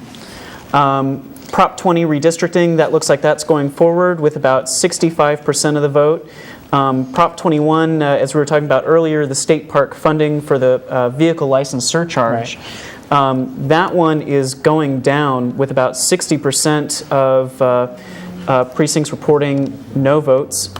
Some other big ones, Prop 27, which would eliminate the State Redistricting Commission, failed, which makes sense since Prop 20, which would give that power to the commission, went forward. Right, and the Proposition 20 and 27 canceled each other out if they both passed the highest vote, but it looks like that's not the case. In either case, Prop 20 did pass, giving the authority to the commission, right? Is that the correct? Right. Any surprises for you locally in the local election? Any thoughts on? Well, I think we're all still waiting to see how the polls come in and how the city races shape up and how Measure 8 shapes up, which could be a little bit of a boon to the city of Santa Cruz and help plug their budget gap. And it's been interesting hearing from all of our different representatives talking about the same things. Sure. They're talking about police and fire, and they're talking about economics. Sure. Right, and last we looked, the Measure H did look like it was doing well in the polls and the early returns anyway. So we'll see, but that will be a very significant piece of what the City Council will be faced with moving forward. Of course, looking at the the economics not only of the city of Santa Cruz, as many of the cities are facing their own economic, but the city government itself and the economics of how to balance the city budget. We spoke earlier with former Mayor Rotkin, soon to be former Mayor Rotkin, a lot of former mayors, former Mayor Cynthia Matthews about the budget and pension reform. Looks like that may be an issue that other cities are going to be facing coming up. So a lot of budget balancing is as you mentioned, and a lot of public safety, which is not necessarily sort of. It's expensive, making the budget balancing even that more difficult. Jessica, what have you been watching? Have you been watching public safety or Yes. what's been on your eye? I was going to ask you guys, interviewing, with the Capitola City Council, what did you guys learn having them up here? Well, it's interesting talking to this Capitola Council candidates. There is a lot of. It sounds like they are looking at a lot of quality of life issues. They mentioned many times about traffic and the impacts of traffic and having the opportunity to move forward with the general plan. Certainly, economic development is something all of the cities are faced with. I think Capitola has a very different relationship to its budget right now than the city of Santa Cruz or perhaps other cities in the county. But I think interestingly, we see 4 mayors and former mayors running for election on city council. And is that a sign that the constituency is happy with the status quo, as it were, and continue to support the people? You don't see a lot of younger new candidates showing up. All of the, as I mentioned, it was a race, experience versus more experience. We're seeing a lot of new faces, and not just in Capitola too, but in Watsonville, where Daniel Dodge, who's been on the Planning Commission and other labor boards for years and years, looking like he might take his seat, and up here in Santa Cruz too, with a bevy of candidates who've run before, running again. Now, I really like how Montesino running for District 4 in Watsonville, his first time in politics, he's been a bus driver and really has a focus in transportation. So you're seeing more focus in community members stepping up into the city council and really wanting to be a part of the community, which is great for the 2010 and moving forward. But it looks like we have results here. So it looks like what we have coming up is the Democrats are holding on to 163 seats in the House. We're talking national, of course. Republicans have 230. They're up 57. And you need 218 for a majority, so it looks like the Republicans have taken the House. And in the Senate, it's a lot closer. Democrats are holding on to 50 seats. We're calling Republicans with 46 seats. That's plus 6, with the remaining 4 undecided. In the governor's races, Democrats have 13 tonight, right now. That's down 10. And Republicans have 26. That's up 9. We'll be continuing to bring you updates for as long as we're cable casting tonight. That should be about another 20 minutes. And keep watching Community TV, and we'll continue to bring you the latest results. So, Chip, how are you feeling with the national results starting to come in? It looks like the House has gone conservative. The Senate, will be a different Senate, but Democrats may hold some control there. It looks like they'll be able to hold a filibuster at the very least. Sure. Yeah, it's interesting. I think there's certainly a pendulum swing, it seems, from the 2 years ago when there was a lot of obviously enthusiasm around the Democratic Party and Obama leading that charge, and we'll see where we go with the next 2 years and see what happens. So it'll be interesting to see. It's a big country and a lot of different opinions out there. I think generally I feel like we're seeing a lot of frustration. A lot of people are frustrated and wanting change that is continuing from 2 years ago and wanting just general change. We're seeing a lot of incumbents losing their seats, it looks like, in both parties. A lot of change. So we'll see what that does, and if people continue to be frustrated in 2 years, what direction the votes go. So it's, we'll see where the control goes and what the national politicians are able to get done. Jessica, what about you? What have you been hearing on campus? We brought in a big way. Santa Cruz helped bring Obama into office. There was a lot of excitement here when he won. What have you been hearing on campus? Have you been seeing that change happen? There's been mixed results. A lot of people, of course, said that they were very motivated and inspired, of course, 2 years ago when bringing him in, and then lately, up there being on campus, asking them how they felt. They said that he's doing his best, but change hasn't been what he's promised. So I am unsure really to give my opinion of how his performance is, because I'm really not there. I can't judge if he's doing his best. Well, what have students, faculty, what are people saying up on the Hill? I think they need more change, definitely.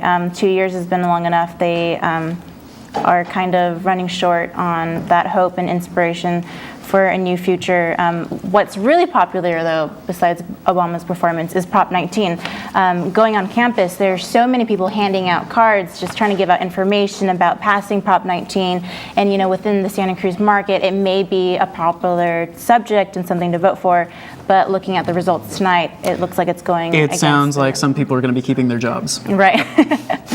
So joining us now, we have Sandino Gomez. Sandino, thank you for making the long drive up here from your live shot down in Watsonville. Not a problem, Emery. It's a pleasure to be here. I had a really good time last year and had a good time tonight hanging out at the Pajaro Valley Democratic Club headquarters. And despite the technical issues that we may or may not have had, we had a good wrap down there. Well, it's live television. You always have That's the fun of technical it. issues. That is the fun of it. Back in your home here in the anchor seat doing the wrap up. Yeah. So what was Feel more like 2 years Watsonville ago. like? What was the feeling down there? People were excited where I was because it looked like Daniel Dodge is going to be taking the District 5 City Council seat. So we were joking around. Third time's the charm. He ran way back in '89. Waited 20 years. Decided to run again in 2008. Lost by 6 votes, I think it was. Right. And then is now looking like he's got a decent enough lead to take it tonight. So that was an exciting thing there. We had a lot of people just stop by and say hi. Sam Farr stopped by, Bill Monning, Tony Campos, just a lot of different elected officials to stop by to say hello, to thank the phone bankers and the people that have been working really hard down there. And it was a good scene. Some really delicious rice and beans, enchiladas, tamales. It was a good dinner. And I don't know, someone brought some beer in there. It was great. It was a good time. You've seen some contentious races down there. You also saw Greg Caput going up against long-term supervisor Campos. Tony Campos. Right. How was that playing out down there? Early results put Caput in the lead, but it's hard to say what that's going to do because Watsonville, it's probably different on the county level because it's a larger district. There's so many more voters, but when it's really like a very small voting block, like the per capita percentage of people that are eligible to vote, or at least part of the population versus those who actually vote. It's very small. Some city council races are decided by 500 votes total. Right. 250 to 257. That's not unheard of in Watsonville. So. And was there talk with going to maybe citywide elections? No, actually, Watsonville has a long history of that very topic. District elections were implemented through a Supreme Court case, and I do believe that the populace there is very attached to the idea of having city council people that are more attached to one neighborhood. I would probably say a big chunk of the population. Well, I mean, this was essentially a change of the traditional power structure in Watsonville. When they lost at-large elections, and when the city council people stopped being elected from one little neighborhood in Watsonville, and Latinos actually got some representation on the city council, it pissed some people off. But I think, maybe some are pissed, but they're the minority. At this day and age, in this point in time, Watsonville is a very Latino, city, and there is a need for representation there. And I think the district elections assure that you're not going to go back to that good old boys club of all 7 council members coming from one neighborhood. I mean, that is just unacceptable in my opinion. I mean, I think I'm really excited that they do have district elections. I don't think it's appropriate for every situation. I know we had our district elections ballot issue here, I think 2, maybe 4 years ago, and that went down here. The situation was a little different, but Yeah, I think it's an interesting city council race happens down in Watsonville every year because it is absolutely the way they do it by district. It's a very small number of voters that actually decide who's on the council every 2 years. So tell me, the tone sounds like it was very festive and enthusiastic, obviously, Daniel's win. How much of the national race was kind of shadowing that enthusiasm there? Were they mostly focused on the excitement of local races? Yeah, most folks were really focused on the local stuff. Sure. There's a lot of excitement. Looks like Luis Alejo is going to be going to state assembly, so was very exciting for the local populace because he's the hometown hero. You know, mayor of Watsonville, like just a real success story. So people were very excited about that. You know, it looks like Bill's headed back in for another term. Bill Mines, that was great. Right. Honestly, I didn't hear a lot of national election coverage happening. People were really focused on the local results. Right. Yeah. Sounds like a good time down there. Did you bring us any tamales? If there were any left over, I would have. But you know what? They went. All right. Yeah, there's not any left. Sorry. All right. We can do baby bird if you want. There you go. After talking to them, what do you think that Watsonville can do to bring more community support? In what regards? To getting in to vote, because he said some were only as few as 500 voters.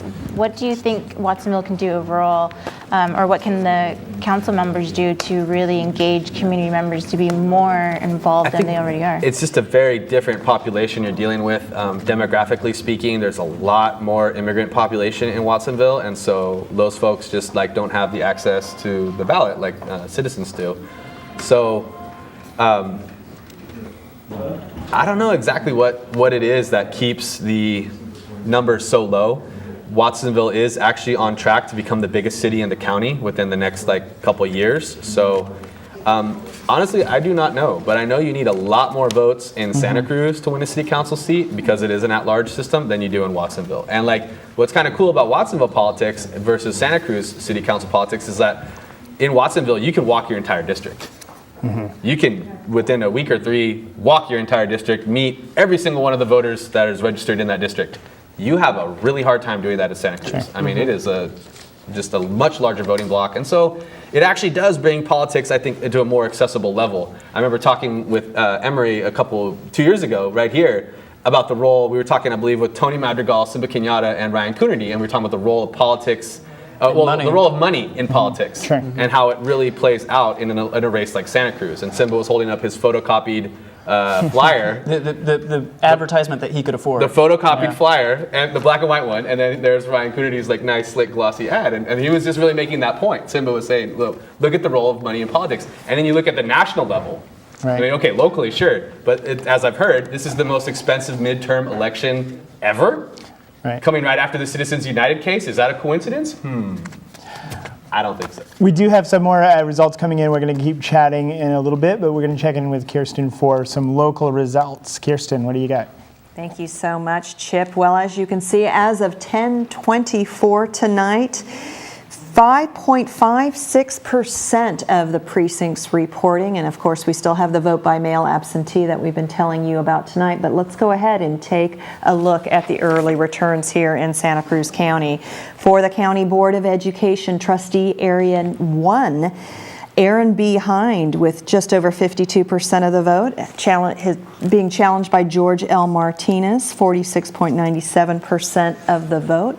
Again, that's with just over 5% of the precincts reporting. And then in the Trustee Area 7, Gina Locatelli with 57.89% of the vote, and Robert Chakanika with 41.03% of the vote. And that's the first time we've actually had any kind of results regarding this trustee area number 7. So Gina Locatelli with a margin at this point. The Santa Clara County trustee area 2, Michael Chang with 43.87% of the vote. And then moving on to the Cabrillo Community College Governing Board. This is Trustee Area 1. Again, the current board member retired, which means that either Donna Zeal or Robert Tosta will serve on the board for the first time, and Zeal with nearly a double lead at this point with 66.11% of the vote. And then moving to Trustee Area number 6, the incumbent, the attorney Alan J. Smith, with a firm lead at this point, 72.75% of the vote. And now to the school district's West Valley Mission Jack Lucas with 37.74% of the vote, with the slim edge over Chad Walsh, just over 2% of the vote, and Joe Pandit trailing in that race. And then going to the same district, to trustee area 2, Buck Polk with 44.18% of the vote, leading Maggie Wong and Mark Little. And Maggie Wong and Mark Little, very close indeed. Moving to the trustee area number 3 in that same district, Nicholas D. Heimlich with 66.29% of the vote, leading Kathy and Tron. Now to the Pajaro Valley Unified School Board, trustee area number 1, Kimberly A. DeSerpo with 47.94% of the vote, Patricia Edwards just under 40, and then Camille O'Connor Norton trailing. And then to the trustee area number 4, the incumbent Willie Yahiro, 76% of the vote, leading Connie Sauer. And the trustee area 5, Leslie L. DeRose, just under 58% of the vote, leading Francisco Diaz. And then the Los Gatos Saratoga Joint Union High School Governing Board member race, Douglas Ramizani with 29.87% of the vote, and that a close race indeed. And these races that may seem that they are outside of our lines, they do have significance for certain people, certain residents in Santa Cruz County, and that is why we are giving these results to you. But now moving closer to home, if you will, Scotts Valley Governing Board member unified, and Art Bubb with 37.94%, John Abel 36.92%. Remember, these are 4 candidates, or going for two spots. And moving to the Aromas San Juan Governing Board member, Patricia Rainey with a solid 60% of the vote, leading Tammy Springer and Bill Hunter. And then over in that same district, Lou Fiore with 50% of the vote, leading Magdalena Medina. And now to the county supervisor race. And again, this has been talked about quite a bit leading up to the election. Greg Caput with 52.14% of the vote, leading Tony Campos at this point, 46.9%, 96% of the vote.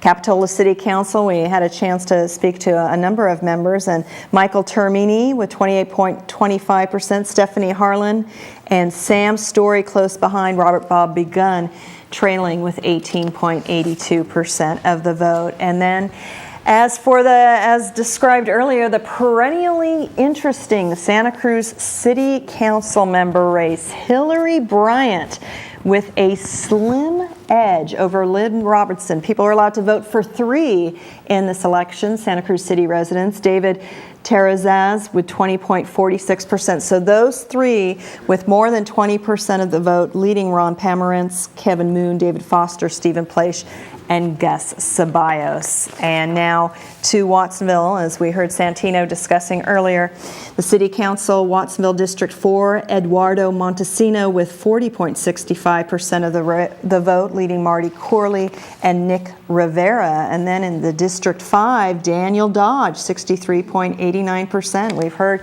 how persistent, how tenacious he has been over the years. So Daniel Dodge right now with 63.89% of the vote. And finally, Measure H, the Santa Cruz utility tax hike. Right now, a yes vote, 60.03%, just more than 60% of the vote voting yes for Measure H. Well, right now, that is the final results that we've had for you this evening. So on behalf of Becca King-Reed and Timothy Barrett and Fred Keeley, our county treasurer, I'm Kirsten Fairchilds. I want to say goodnight, but we're not done quite yet. So let's send it over to Chip and Emery Hudson and the rest of the gang over on our main set. Good night, everyone. Kirsten, thank you very much. Thank you for your hard work, and thanks to all the other staff and crew and hosts and guests who've come in to make this show possible. Chip, thank you for coming in. Thank you for inviting me. And also we're joined here with Jessica Vo and Sandino Gomez. Thank you both for your hard work. So how are you feeling in these last few minutes of the election cycle for this year? Ladies first. It looks good. It's been a long night. We were going back and forth with the results. It's close on some of those, but overall pretty good. Dino, you saw a lot of excitement down in South County at our live shot down I'm at the excited. I was Democratic very excited headquarters. to see it happen. I'm just, I guess for me, really frustrated about just the role of money and the really undemocratic nature of our system that really just gets my goat every election season. I really feel we need like ranked choice voting, if nothing else, just ranked choice voting to ruin the spoiler argument. Because I really felt like I wanted to vote for some other parties this year, but because of the kind of Republican Tea Party populist wave. And we saw some change in the way that districts are now decided. So I don't know. I haven't heard anything about the proposition, so I feel like totally out of that. But that sounds like a 20. Looks like Prop 20 and 27. 20 Proposition 20 is going through, which would send the redistricting to the Citizen Council to the Commission. Right. Correct. And then 27 was like give it back to the legislators. Correct. So and whichever one got most votes was going to. And right now 20 is up. 20's up. Good. Yeah. So Chip, is your goat got? My goat's got. I didn't have a goat. Cable casting for almost 4 hours now. I didn't have a goat. No big surprises. I think again on the national level, I think there's a lot of frustration and people are just wanting change and not really knowing what that looks like and pushing things through. And we'll see how that goes. We're seeing that change happening right now in our Congress. Right. We certainly will have a change. How that plays out, we've got a couple of years to watch it play out. So, on the local level, I think, in the city of Santa Cruz, for sure, I can say we had 7 really great candidates, all ran a really good race. So I think they're probably all relieved that it's over one way or another, and I think we'll have a good council moving forward. And looks like Capitola is in good hands. Watsonville has some good new leadership with Daniel, and Eduardo. And yeah, looks like a lot of people have a lot of work ahead of them. So now's the work begins. But our work's pretty much over here, isn't it? Our work's pretty much over here, but you can go to votescount.com to continue getting live election results. Check back in at communitytv.org, and we'll be continuing with our current affairs programming much like this for the rest of the year. So thank you all for your hard work, and on behalf of the staff and volunteers and members here at Community Television, have a happy election night and a happy Community Decision 2010. Indecision 2010. To quote one of our favorite hosts.